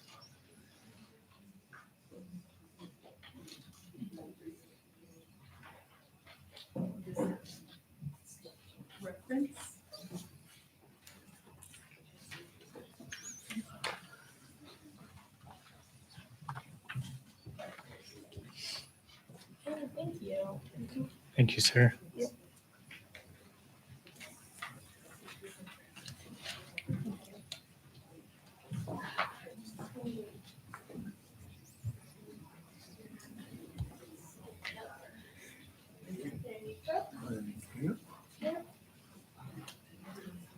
There you go. Of course.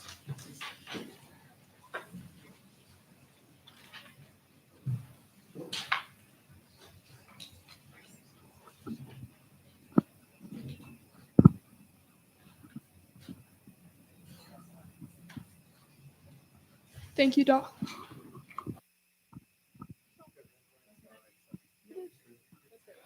Thank you, Dr. Libby, Chairman Wright, and the Board of Trustees for having us here tonight. The reason we are here is to talk about the program at the Rock Springs Junior High called Sources of Strength. You can learn out more in our website, school website. We would like to tell you a little bit about it and just give you more information and introduce ourselves. I am Milo Terry, 7th grade. Hi, I'm Nathan Wiswell. I'm in 7th grade. Hi, I'm Miladu Pape. I'm in 8th grade. I'm Kennedy Britt, and I'm in 8th grade. I'm Melissa Bates. I'm one of the 3 school counselors and an adult advisor at the junior high. I'm Beth Bliss. I am one of the school counselors at the Rock Springs Junior High and an adult advisor. I'm Sincere Moss, and I'm a 7th grader. Good evening. I'm Coral Hewler. I'm a 3rd counselor at the junior high and an adult advisor.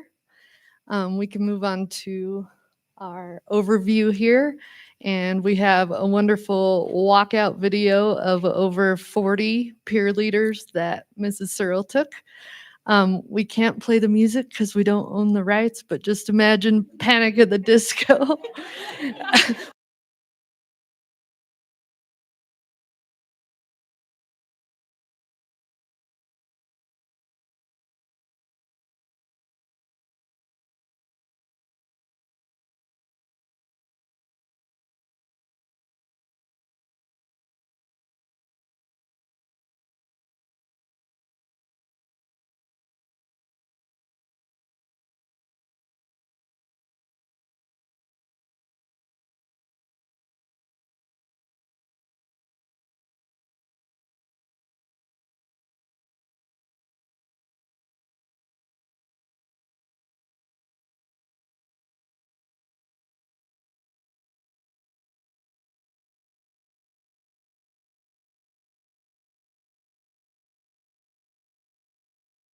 World, and we would like to share our mission statement.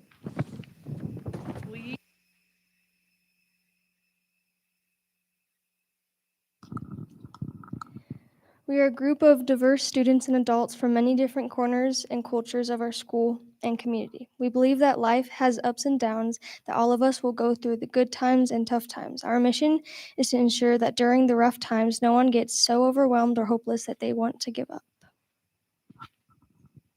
Our mission is to spread hope, help, and strength to every corner of our community. Our mission is to help students and staff turn to their strengths and their supports that are all around. We are connectors to help and strength.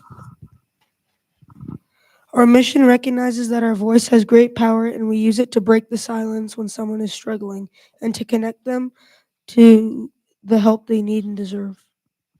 We spread hope by focusing on stories of strength rather than on our stories of trauma. We know our most powerful impact comes from our personal actions, conversations, and messages that use our music, our art, our writing, our activities, our social media, our culture, and our voice. This gives life to our efforts. We are sources of strength. Okay, next slide.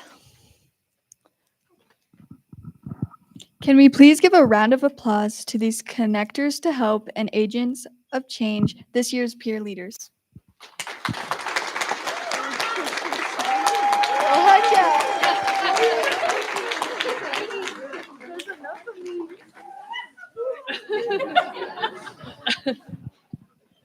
Okay, next slide.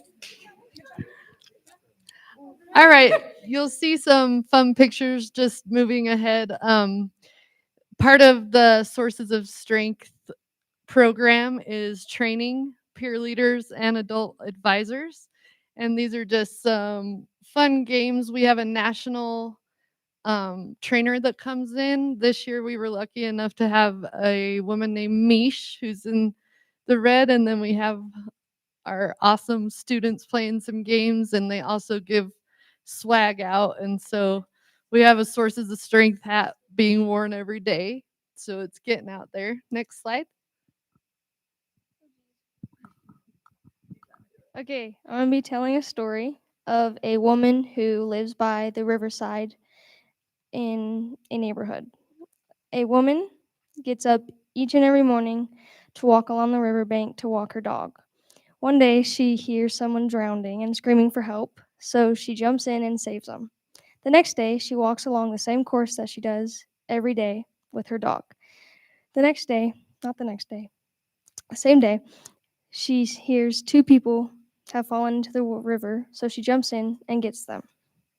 On the third day, there's 3 people in the river, so she finally goes to the community and asks them to teach the community CPR and to put out watchtowers and lifeguards to keep the people from drowning. But on the last day, she was walking her dog like every day, and she saw someone drowning, but instead of helping them, she walked upstream to find the cause of why they got there in the first place. And the whole community was screaming at her saying that that she's leaving them in a crisis and that she needs to stay.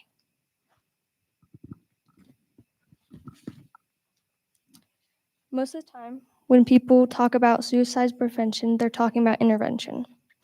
Intervention is at the waterfall moments, encouraging people, educating people about the risk factors, warning signs in crisis, making appropriate mental health referrals.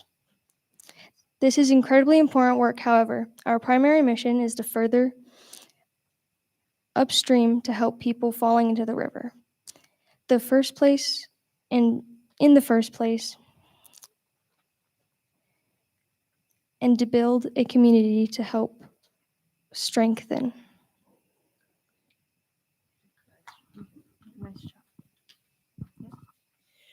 Sources has an impact in the intervention space as well. Our research shows that Sources peer leaders are 4 times more likely to refer a suicidal friend to a trusted adult. 4 times. When we are able to move upstream and shift help-seeking norms and break down codes of secrecy and silence, we are able to help more people get out of the river. We also have found that our peer leader teams can be effective in the post-vention space, which is the space below the waterfall after a loss or a death. This could be a death by suicide or the loss of a community member to illness or accident. Good. So just to reiterate, that upstream is a highly positive based thing that these guys are doing instead of us as adults who we don't get that information until it's intervention time. These guys are watching their peers upstream and making sure they don't fall in the river in the first place. Next slide. This is some fun stuff. There's Mila. She's here tonight. You guys know Jarvie here. All right, next slide. Okay. So we all know that suicide is a problem in Wyoming. What's important is that we're using an intervention that works, and not just because we say so. This is an evidence-based program. Sources of Strength has been researched through a CDC-funded randomized control trial. It's good science. They proved that it worked. And biggest point to remember about that tonight is that schools participating in Sources of Strength programming reduce their overall odds of new suicide attempts by 29%. It's important that we get to provide this program with efficacy and fidelity. We're well trained, our students are well trained, peer leaders, our staff members, our counselors and teachers alike are well trained or adult advisors. The program also works across diverse demographics. It's not just for a small group of students, and it's not just for kids in crisis, but improving their lives overall, way upstream again.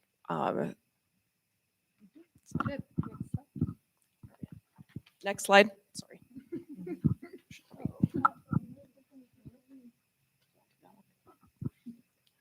These are just more pictures of training, and the whole idea is connection and seeing one another.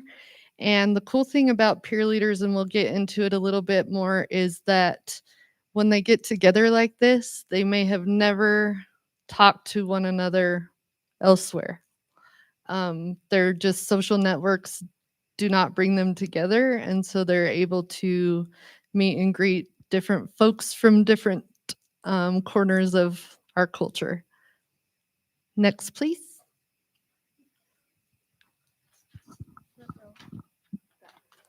The main point of Sources of Strength is the wheel. After interviewing thousands of people, 8 categories of strength showed up time and time again for people needing strength. These are family support, positive friends, mentors, healthy activities, generosity, spirituality, physical health, and mental health. Next slide, please. Think for a brief minute. What is something that brings you strength in one or more of these categories of this wheel?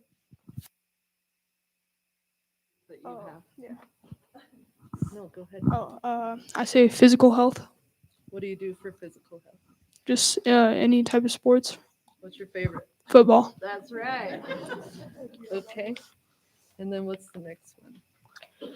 Think about something that you can become stronger at within these categories. So it's important to know in all of our lives, we'll ebb and flow with these. Not in any time will we be 100% in all of them. And maybe sometimes we'll struggle in more than half or so. And so this just goes in flow, but it's important for our peer leaders to reach out to their peers and help them understand that there's always something that we can rely on within this wheel that will help when we have our downs to bring us up. Next slide, please. These are just more fun games. They had to take off their junior high shoes and throw them into a group and talk to each other when they matched up their shoes, which was fun for them. Okay, next slide. Okay, this is something to tickle your brain a little. I'll go fast with this, but this is the science behind how we recruit peer leaders. In this specific study, it was a 5th grade social network, and the circles represent students. The arrows represent if they're going away from them, who they found to be a close friend. And if the arrow is coming into the circle, others identified them as a close friend. The whole point of this slide is that we need a whole lot of different people in different circles who have social impact. And so our peer leaders have been identified as influential among their peers, whether they be the best in band, the best tuba player ever, the best person with power mechanics, the best athlete, the best person in literacy, the best person in arts, and so on and so forth. You'll see up there that we need the bridges. Those are people that can sit at any lunch table and be welcomed by all. We need the isolate, maybe the person that comes in new from town that can really have that outer look and see what our school needs to change. We have central members that identify a lot of friends out, but also a lot of friends in. And then the peripherals that kind of stay on their own, but do have their friends moving out. And so this is how your Rock Springs Junior High staff has recruited these amazing peer leaders tonight. Okay, next slide. In Sources of Strength, when us peer leaders work together with our counselors like Miss Hewler, we work together to make marketing campaigns and make a positive cultural change in our community. And one past experience that I've had with that is I know when some people are down, and I just cheer them up with what Sources of Strength has taught me.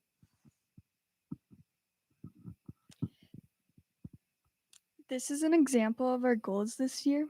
We should probably. Oh, next slide. Next slide. Okay, this is an example of our goals this year. We have already done most of these, including the launch of our first campaign called What Helps Me during all 4 lunches. The point of this was if someone is feeling stuck on what to do when they're angry, anxious, or sad, there will be a wall full of ideas for them to try that works for other students. This is how our wall looked. Next slide. I'm going to send you guys with those thank you cards. Next slide, please. Oh, do you think?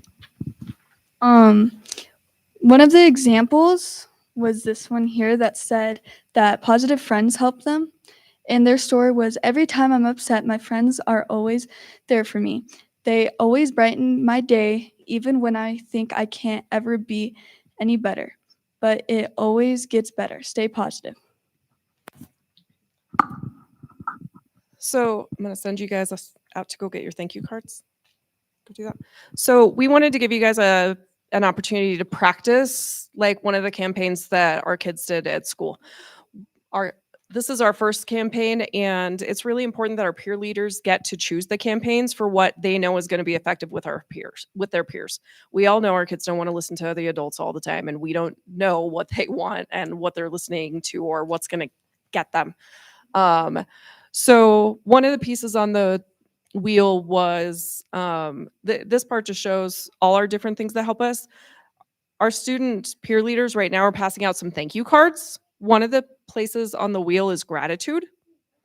And so we thought we might give you guys an opportunity to take an example of one of our campaigns and take these gratitude cards home and share them with somebody in your family or friends group or colleague group, just to let them know, hey, you help strengthen me and change my life.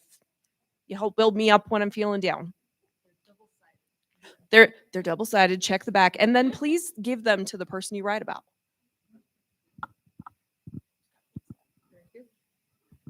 Okay, next slide.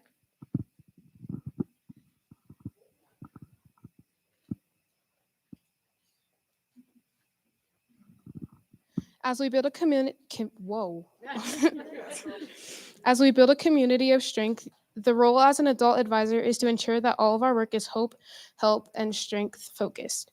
Hope, help, and strength is not just a catchphrase. It is a foundational lens through which we approach everything, avoiding typical prevention strategies that are based in sad, shock, trauma approaches.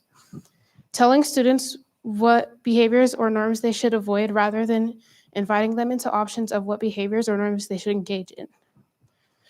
From small groups sharing to social media campaigns, we focus on hope, help, and strength.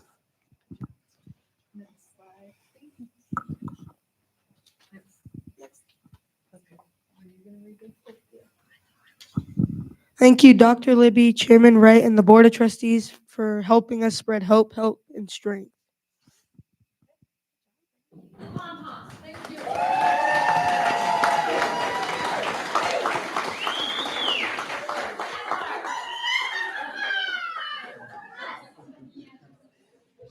Hey, Coral, I have a question. So this is a really cool idea that you guys have created. Do you guys ever track anything like this through the school to see how many lives you've changed or touched? Just a curiosity question from me. We have not as of yet. This will be a baseline year for implementation, as we have over 40 peer leaders. And so we will meet once monthly, if not twice monthly, running campaigns. And we want to see what that brings. Currently, we have piloted our What Helps Me campaign, and we're going to be constantly talking about like what data to look at with that. But already we've, and especially in the light of postvention that we're actively doing right now, we've already had way more connectors to help than normal in my perspective. We've been having these guys reach out to us way more, so. Because my biggest thing that comes down to this that I think of, bullying is a huge thing. And when you have these, kids that are going out and being these peer leaders on that kind of aspect and telling others, I'm just curious to see how much this is going to change the attitude in that school. Because you said there's 355 kids, Ms. Rowe? In one grade level. Oh, wow. Yeah, we Okay. have almost 700 kids. Yeah. Okay. I'm very curious. Do you guys So, think it, what do you think? That's my request to you guys. I really want to know how this is going to impact. I would like to see how this is impacting, please. Just Yep. for my own curiosity. That's cool. It's kind of cool to respectfully put, and these guys aren't meant to be, junior psychologists or nothing like that. We don't want them to ever feel like they need any sort of psychiatry degree or anything. But what they do work on over and over is how to connect their people to us. So do you guys have anything to say about that? Okay. They're wonderful. Thank you. Hey. Okay.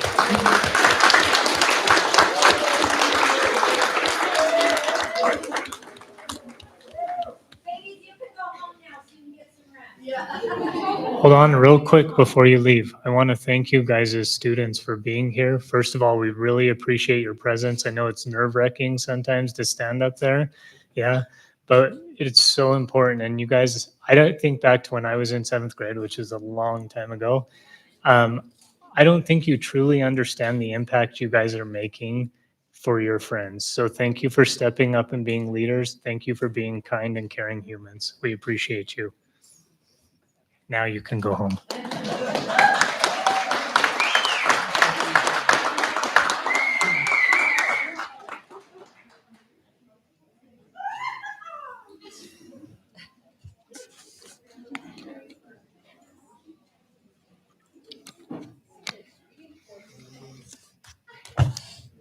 You're also free whenever you feel like you've met that point in time. ACT in the morning, so I am gonna go. Okay. Thanks, Yeah, kids. I'm gonna need some blood. Have fun. Come on now. That's right. Make it fun.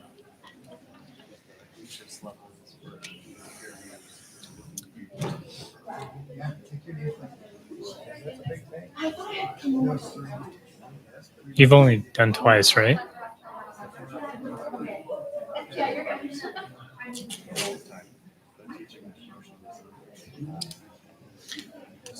Okay, so we'll move on to our, yes.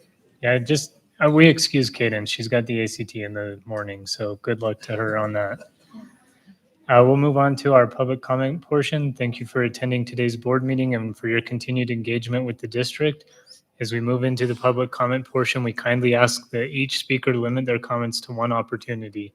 If you have already submitted written comments, we kindly request that you refrain from addressing the board again on the same topic. All written comments will be posted in the written public comment section of the agenda for review by all attendees, including trustees. Speakers may comment on district policies, operations, and programs, or other matters that relate directly to the school district and the board's business. We ask that issues that are not of general importance to the broader community or relevant to the board's governance of the district should be addressed through appropriate administrative channels. Comments regarding the performance or employment of individual district employees are not permitted during public comment. Formal complaints about school personnel may be submitted to the Board of Trustees in accordance with policy KLD and using the form in KLD-E. Staff complaints or grievances should follow the procedures outlined in policy GBM. Comments regarding individual students will not be permitted. The district is legally prohibited from discussing confidential student matters in a public forum. If you are unable to finish your comments within the allotted 3 minutes, we invite you to submit the remainder in writing to the superintendent or board chair. These submissions will be shared with all board members after the meeting and will receive a response in the same manner as public comments. We do have the written public comments attached, and we'll move forward to in-person public comments.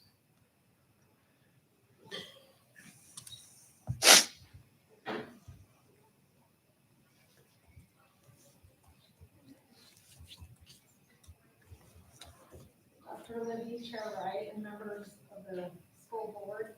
I'm Laura McKee, and I tonight want to give to you guys a petition that was done by citizens of Rock Springs. We respectfully submit this formal petition to the board under WS 21-3-110A and then 8, which requires the board to consider petitions subscribed by at least 5 citizens and take some form of action within 30 days of receipt. The issue has not already been acted on in the current fiscal year. So what we're petitioning the board is to amend the policy JFLC to address the bullying problem that we have within our schools. And what we would like is, we would like clear definitions, clear reporting requirements, consequences for offenders, protections for the victims, law enforcement and social service involvement when necessary, and prevention and family support, and actions requested. We want accountability and oversight, enforcement, implementation, and regulations. And I'm going to leave this information with you when I'm done speaking. I had asked for the curriculum for the Wyoming prep. The fee that for the request was going to be between $5,000 and $8,000. I think that's outrageous for a public records request. So I wanted to know if I'm, as a parent, able to attend the Wyoming prep education classes for my student. This is one thing I thought of. I wanted to commend Mrs. Searle for a zero tolerance on bullying. I want to commend teachers for doing a great job at parent-teacher conferences and always caring about the well-being of our students. And they give parents tools at those parent meetings that will help the students excel, and they always use positivity to reinforce their values. Thank you to the board for listening to the people at the last board meeting on public comment and working on solutions that will be positive for all. I hope there will be a workshop to involve parents and the community in this process. We must be a community that listens not just to the positive, but we listen to the concerns so that we have the opportunity to improve. Mr. Lott met with me to work on getting the Securely Home on my phone, and we went through and ran through some scenarios of different things we could put on there to, have your students not be able to access things. And I watch them, and if I see them get into stuff when they're supposed to be working, I just block them off of it. So it's a great tool. Should all learn about it. And I just appreciate having parent-teacher conferences 10 days prior to the quarter ending, which gave room to our students to improve. So thank you very much for your time. Thank you, Ms. McKee. Did you want to drop that off? Yes. Thank you.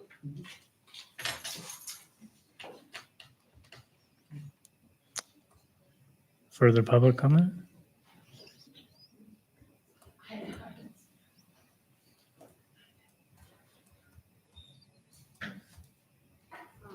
Good evening, members of the board, Chair Wright, Superintendent Libby.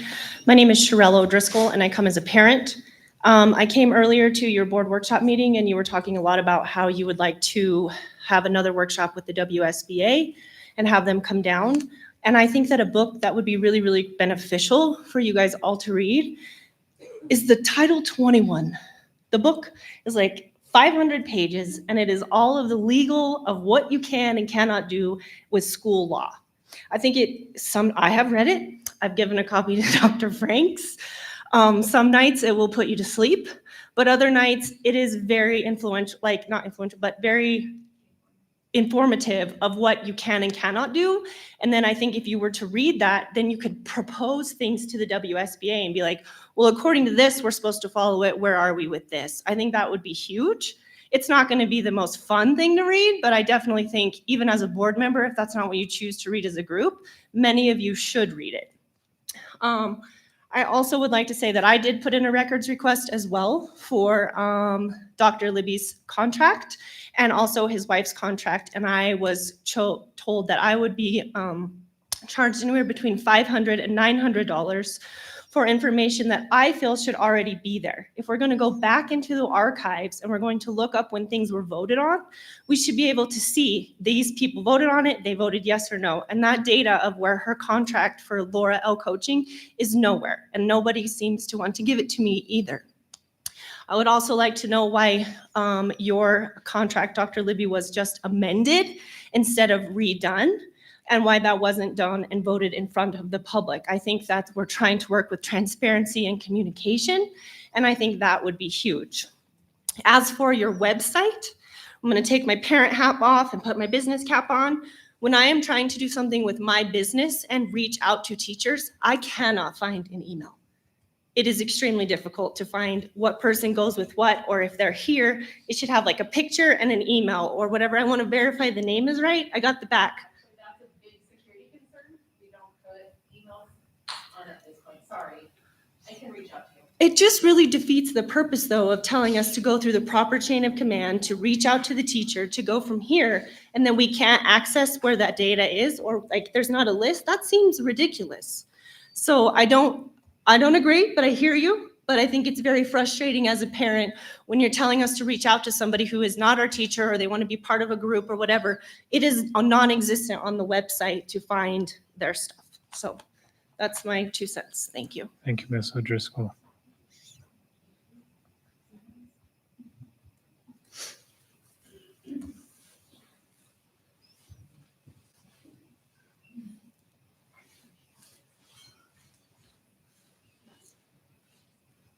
Hi, my name is Shirley Ann, and I'd just like to ask just a few questions. How come you only give 3 minutes? You know, the city council gives 5. And then if they don't like you, they give you 2.5. I hate to say, but it's true. So why do you just give 3 minutes? Because that doesn't seem like it gives time for somebody to say what they, can you give them 5? That's just the board's decided on at this point in time, but we can. Can you decide for 5? I mean, just among each other that maybe. If you would like to present your comments, then we can discuss it as a board and follow up with you afterwards and give you some feedback on it as well. That's where we stand today. Is on that, so that means I just got to give you a letter and that, and then you figure it out. No, just right now, if you want to share your concerns on wanting 5 minutes. No, my concern is 3 minutes. I think it should be 5. That gives you a little bit more time to, just to say something, but Sure. 3 minutes goes by so fast. Believe me, I know. I do it at a city council meeting and it's like, whoa. Yep, I understand that. There's also the option for the written public comment as well for longer comments. Oh, is there really? Oh, okay, I didn't know that. Now, I like to say something to you, Doctor. Now, tell me the truth, okay? Are you related to to the billionaire Libby that has, like fruit and all that stuff, Libby's fruit? Are you related to that family?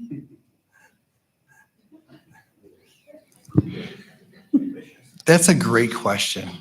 I would hope so.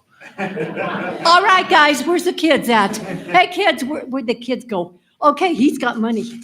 He can put a big tip there for the kid. You can give money to if you're that rich from a family, you can give donations to these kids, huh? Ms. Sue Kelly, do you have further comments that relate to board governance? Well, that is, well, no. Okay, thank you. I just needed to know.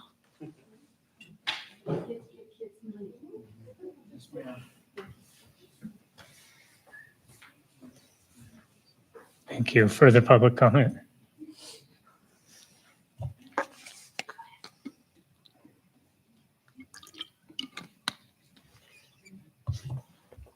My name is Andrea Smith. I am a parent. I want to personally say thank you to Tina Searle.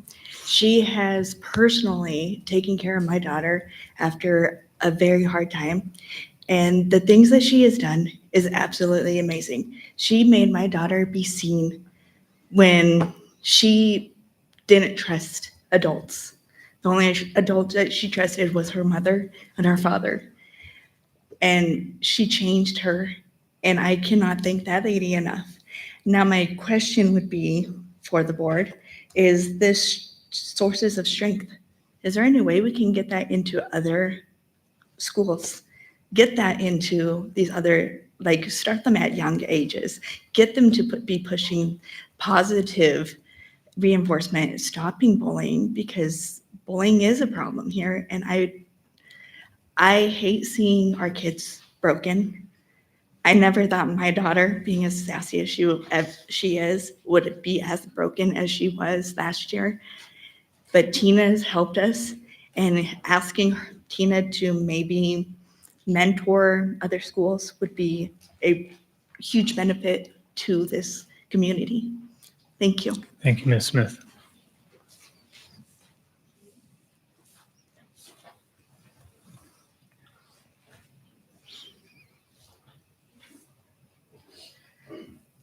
Superintendent Libby and board members, my name is Laura Pavey, and I wanted to take a moment and thank you for participating in our Constitution Drive.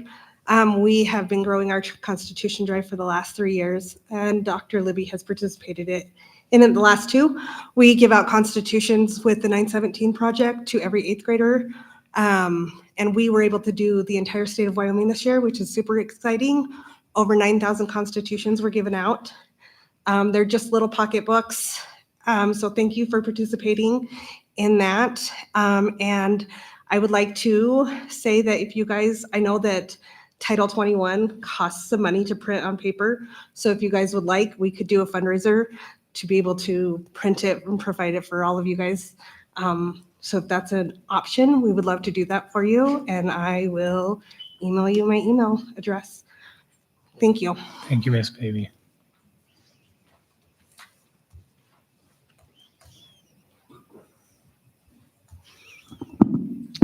Good evening. This happens every time. I'm gonna pretend I'm a couple inches short. Oh. Okay, we're good? Okay. Good evening, Dr. Libby and members of the board and Chair Wright. My name is Kelsey Hibbs, and I was not planning to speak tonight, but as I listened, as we heard mention and honoring of life lost this past month, and as we've listened to the junior high kids talk about sources of strength, and as we hear about the impactful, the good impacts that we've had from, like was mentioned, Tina Searle, and in the past, I've heard other people come up here and talk about the good and the positive that happens in our district. I believe that we have a lot of good in our district, and I want to acknowledge that. I also wanted to ask how we can take those good forces, the people who are influencing our children well. Mr. Gardner talked about teachers believing and understanding that they have a positive impact. I believe that as well, and I want to see how that can be put to good. And on that same note of reinforcing the good that's already happening, over the past few months, there's been a lot of talk about, and obviously is on the agenda for tonight, talking about what we're allowed to say up here and what can be discussed. And a lot of things have been referenced, such as FERPA and needing to protect identities of people and all of that. And I understand all that. I'm not here to argue any of that, but I am here to say that sometimes speaking up here almost feels like wasted time, because either there are responses not given, responses that are given don't really address what the main point of some comments were, or there's just no addressing at all. And I wanted to read, I went back over the past several months as this whole conversation about public comment policy potentially being changed has been on the rise. And to be honest, there's been tension. For those who didn't attend a few months ago, we had the police here. Just gonna be honest, we all know they weren't here just for fun. There's been a lot of tension, a lot of buildup. There's been a lot of stuff happening in the community that really has been putting a damper on as a parent wanting to get involved, because it has been met with some retaliation. That shouldn't be happening. So I just wanted to read these comments that were made at the end of several different public comments. Some of them include questions. And I personally, in my own email and also in talking to other parents, have not heard answers that have come from these. So I'm just going to read. I'm not going to name whose comments they were because they can be found online. One commenter had said, I respectfully ask the district to uphold and fully implement its policy and respect Wyoming statutes to ensure that no parent is unjustly denied the right to support or make decisions concerning their child's educational and emotional well-being. I would like to know what this district plans to do moving forward to ensure this doesn't occur in the future. My own personal question is, I urged you to adopt a clear policy for timely response and mental health consultations. And 2 months ago, this comment went without reply, either personally or publicly. This person said, I urge the board to enforce clear consequences for code of conduct, adopt a hazing policy, and require extensive training for HR staff and administration. Our students deserve to feel safe. When they are harmed, they deserve to feel heard, protected, and treated with dignity. Please don't wait for another child to be lost. So I just ask you guys to please remember to address the questions being asked and the urges being given. Thank you. Thank you, Ms. Hibbs. I can assure you that we are listening and that work's being done to address these things and work on them. Further public comment?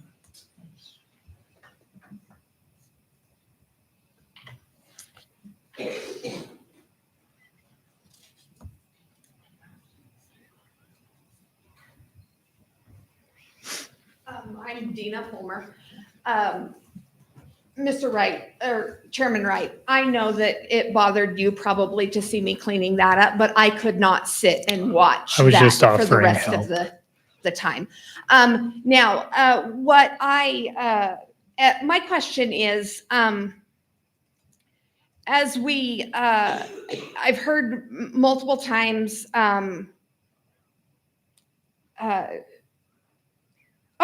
that you guys have read The Anxious Generation. Wonderful book. I also read it. My question is, where are you at with the policies that you have talked about implementing with regards to technology, cell phones, things like that? We've superseded those policies with public comment talk. And it feels like that the issues that were brought up and discussed and talked about in The Anxious Generation have been put aside and put on the back burner and made not as important as our public comments type things. So I'm just wondering where we're at with those policies that book talked about and encouraged schools to move forward with. Thank you, Ms. Fulmer. I can tell you it was brought up in the board workshop today that there's those policies that need some continued reinforcement and making sure that the board expectations are being met, and those are ongoing discussions. So we're continuing to work through them, but they're definitely on our minds. Further public comment?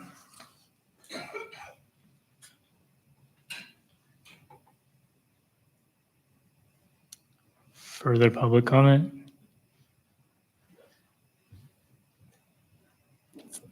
Further public comment? Okay, seeing none, we'll move forward to our response to previous month's public comment questions. Dr. Libby?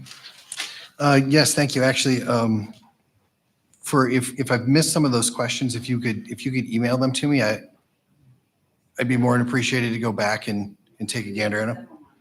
I do have the hazing policy on this one, though. We do have a hazing policy. It's part of JFC, so it exists, and it's already in board policy, JFC.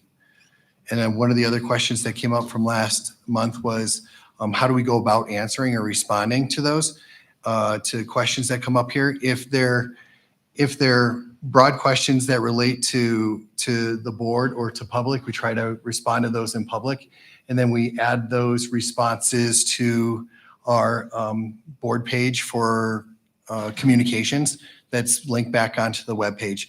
If it's an individual response or has to do with like an individual student or an individual instance, it's hard to come back and have a response in public because of data privacy issues. So we can't necessarily respond in public, but we try to respond to those individuals that ask those questions, either through my department, Human Resources, or the department for which it's related to. If we miss one, over the past few months, we've had some pretty extensive questions that have come in, and we've tried to push those questions to the people who are most capable of answering, whether it's a building administrator or a different department. But if we've missed one that's been asked, please feel free to send them back to me, and I can do my best to try to find those responses for folks. There's no other responses to public comment. Okay, thank you. With that, we'll move on to item 6. If there's a motion to go into executive session. It's been moved by Mr. Gardner and second by Ms. Wood. All those in favor, please say aye. Aye. Any opposed? I will comment that there will be action upon our return. And just to be fair to everybody in attendance, I expect this to take maybe 20-ish minutes in my best estimate, just to try to be straightforward with you. All right. With that, we'll adjourn to executive session.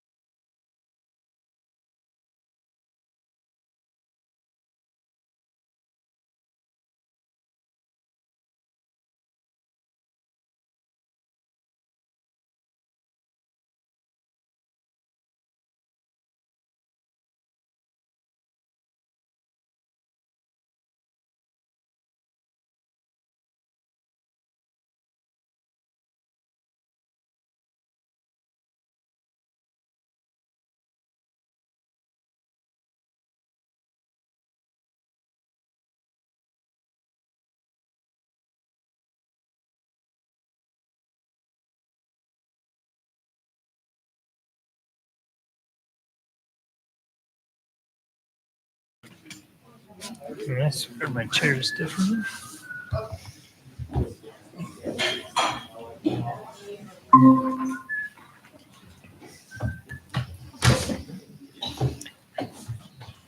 Okay, if I can have a motion to return to the regular meeting.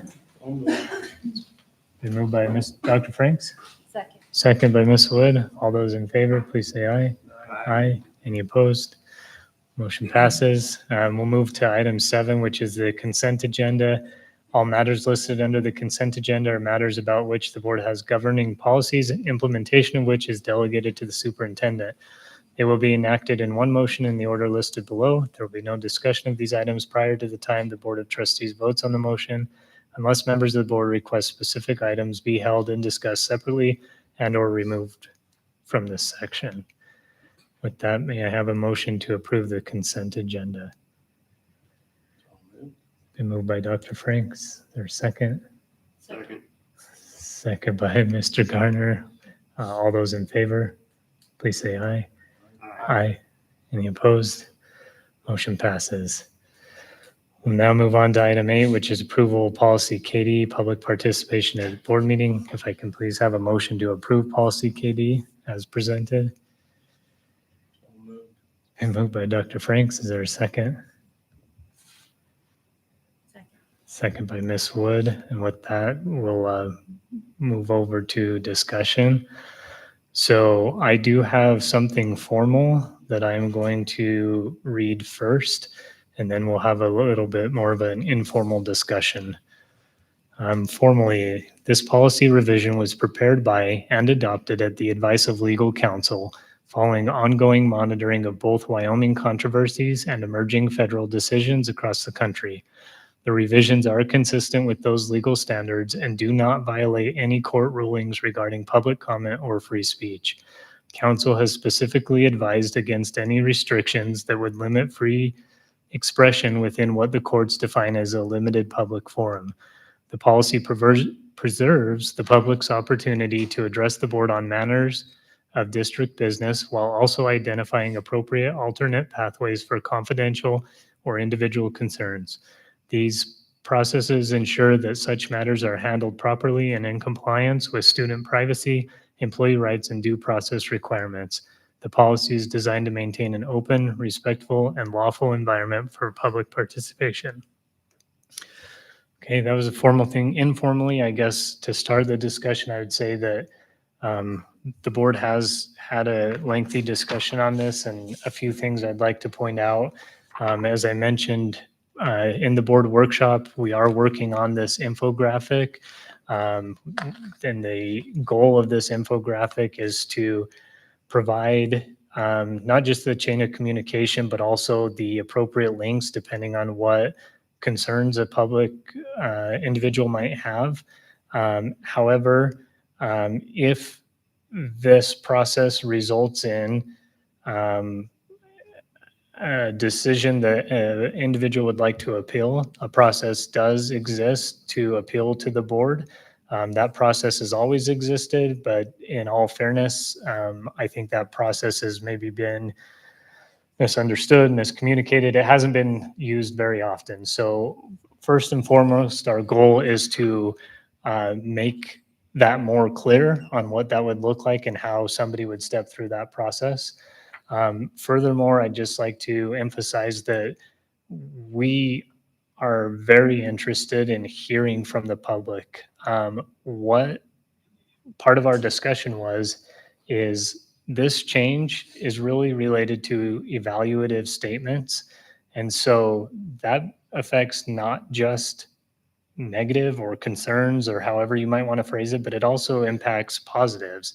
And so the board has been discussing ways to receive that information in a manner that the board can act on. So it really is our goal and our desire to not limit voices and to just make sure that the concerns are routed appropriately and make it to the right avenues in the right steps. So with that, maybe you guys want to elaborate on that? Mr. Carter? Sure. I just wanted to point out too that I don't think anybody here enjoys the fact that we're in this position. Unfortunately, what was lost in a lot of the discussion around the Pollock case was that it was a split decision. They ruled in favor of Pollock on one count and ruled in favor of the school district on another. And that creates a pretty slippery slope for us trying to make sure, plain and simply, that we don't lose money earmarked for students to lawsuits. And so trying to tiptoe around the issue to stay within line of federal case law means that everyone's unhappy. That's how you know you're doing the right thing, when everybody's unhappy, right? So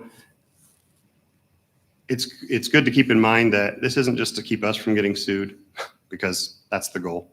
It's also to keep the people bringing forward the public comment from getting sued, because you absolutely can be held accountable for what you bring forth in a public forum as well.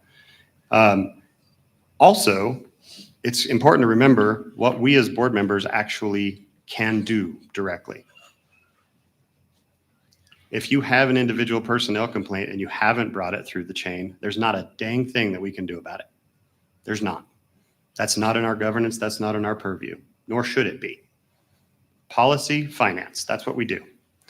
Now, if you've gone through the chain and you've gone through the trouble and you're not happy with the resolution that you have, that's where we have failed in the past to provide a really clear avenue to get those issues to the board.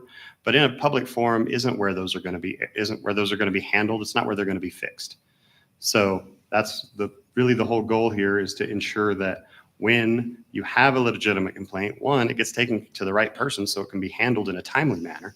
And if you're not happy with it, that you are immediately advised of the appeals process to get it to us in a closed session so that we can actually take action on it. So I'll speak twofold to that. One reason for that is that if a complaint, concern, a grievance makes it to the board level, we really have to stay unbiased in order to handle that appeal process appropriately. If we've received information ahead of time, whether it's public comment or emails or whatever, it really takes away from being that neutral party and being able to act as a voting member of the board. So there have been situations in the past where somebody has to remove themselves from the vote or whatever because of that situation. And so we're all trying to avoid that so that if it makes it to that point, we can do our jobs appropriately. The other thing I'll say in full transparency is that the board has requested that legal counsel be present at future board meetings so that they can help us establish this norm moving forward. So if you wonder why they're here moving forward, that's their purpose. And we are just working towards making sure that public comment are within things that the board can actually respond and act on. Is there further discussion or things you guys would like to share? I think the point needs to be made that really, we don't want to restrict your public comment. Really, what I think we're trying to do is make a better process for this to happen. If we can, it's kind of like an air traffic control. Instead of having planes just come in at all different angles at us, if we can position you guys as the public commenters to go through a certain process so that we can provide a better response in a more thoughtful and quicker way, I think that's really what we're hoping for. Because I really value public comment. I think all of us board members do. However, there are some limitations, like have been said, that we can't necessarily do anything for. But if we can give you a better avenue to provide that, that's really what we're looking for. Because I know I don't want to stifle public comment. That's why I ran for this position. It was to take that public comment and try and move it forward for you so that I could, individually or in group, but if we can make it better for everyone, I think that's what we're trying to do. Because I know the public gets frustrated with us. It's frustrating as a board sometimes, honestly. If we can make a better process, which I believe we are really trying to do, I think that we can make this better for everybody without having to necessarily stifle people's ability to speak, because that I would never sign up for that. That's not what I'm here for. I don't want to stifle anybody's ability to speak, but I also want them to, I want resolution is what I really want. And I think that's what all of us want. And if we can facilitate a better process to get there, we need to. I think that's all I have to say. Yeah, and I might add in that along those lines and the way that this new language is, going forward, you may be asked to consider rephrasing the way that you're providing a comment. And so I'd like to try to give you an example of that. If I, as an individual citizen, had a situation with my son that caused me to want to take some action, rather than sharing that instance and those details, because there is the potential that might need to come to the board in the future. It would be helpful for us as a board if that information came in the sense of something the board can act on, and that one of those things is policy. And so from that perspective, it's policy ABCDEFG failed me. And the concern I have is this language here, or what's missing is I would like to see this language here. Specifically, if some maybe not exact language, but if some actual language is provided to what might help solve that problem, that would be helpful for us as a board. If when comments are generic, maybe we don't know what that means or what needs to be fixed to address a certain thing. So it's just my advice to those making public comment that if the more direction you can give us on the things that we can actually act on, the more productive we're going to be. Do you guys have any other discussion? Mr. Sorensen, anything? No, nothing additional. Just to reiterate what everybody's already said, we're striving to find a way to be the most collaborative we can be to help our kids. Okay, so with that, we'll move forward to a vote. All those in favor of the approval of the motion at hand, the approval of policy KD, please say aye. Aye. Aye. Thanks. Any opposed? Okay, motion passes. With that, we'll move over to board information. You can see the information there. I'll just make the comment that I was unaware that the land over there for the new high school and facilities hadn't actually made it through the formal process of being purchased. But that's what that's for there on the BLM land. Vacancy notice and the Head Start report. With that in mind, we'll move forward to item 10, which is our next executive session. If I can please have a motion to move into executive session. It's been moved by Dr. Franks. Is there a second? Second by Mr. Gardner. All those in favor, please say aye. Aye. Aye. Any opposed? And on this one, I do not expect any action upon our return.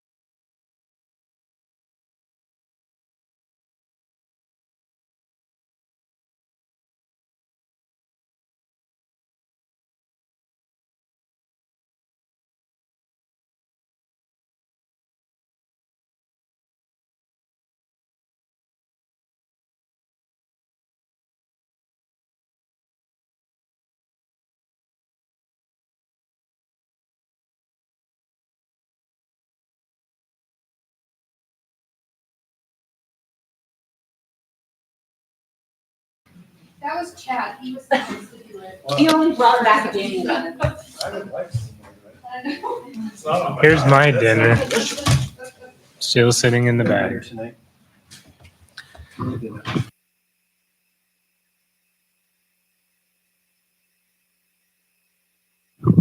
Try again. Can we have a motion to return to regular session? It's been moved by Dr. Franks. Second Second. by Mrs. Woods. All those in favor, please say aye. Aye. Any opposed? Excellent. And can we have a motion to adjourn the meeting? It's been moved by Dr. Franks, second by Mr. Gardner. All those in favor, please say aye. Aye. Meeting adjourned 10:31.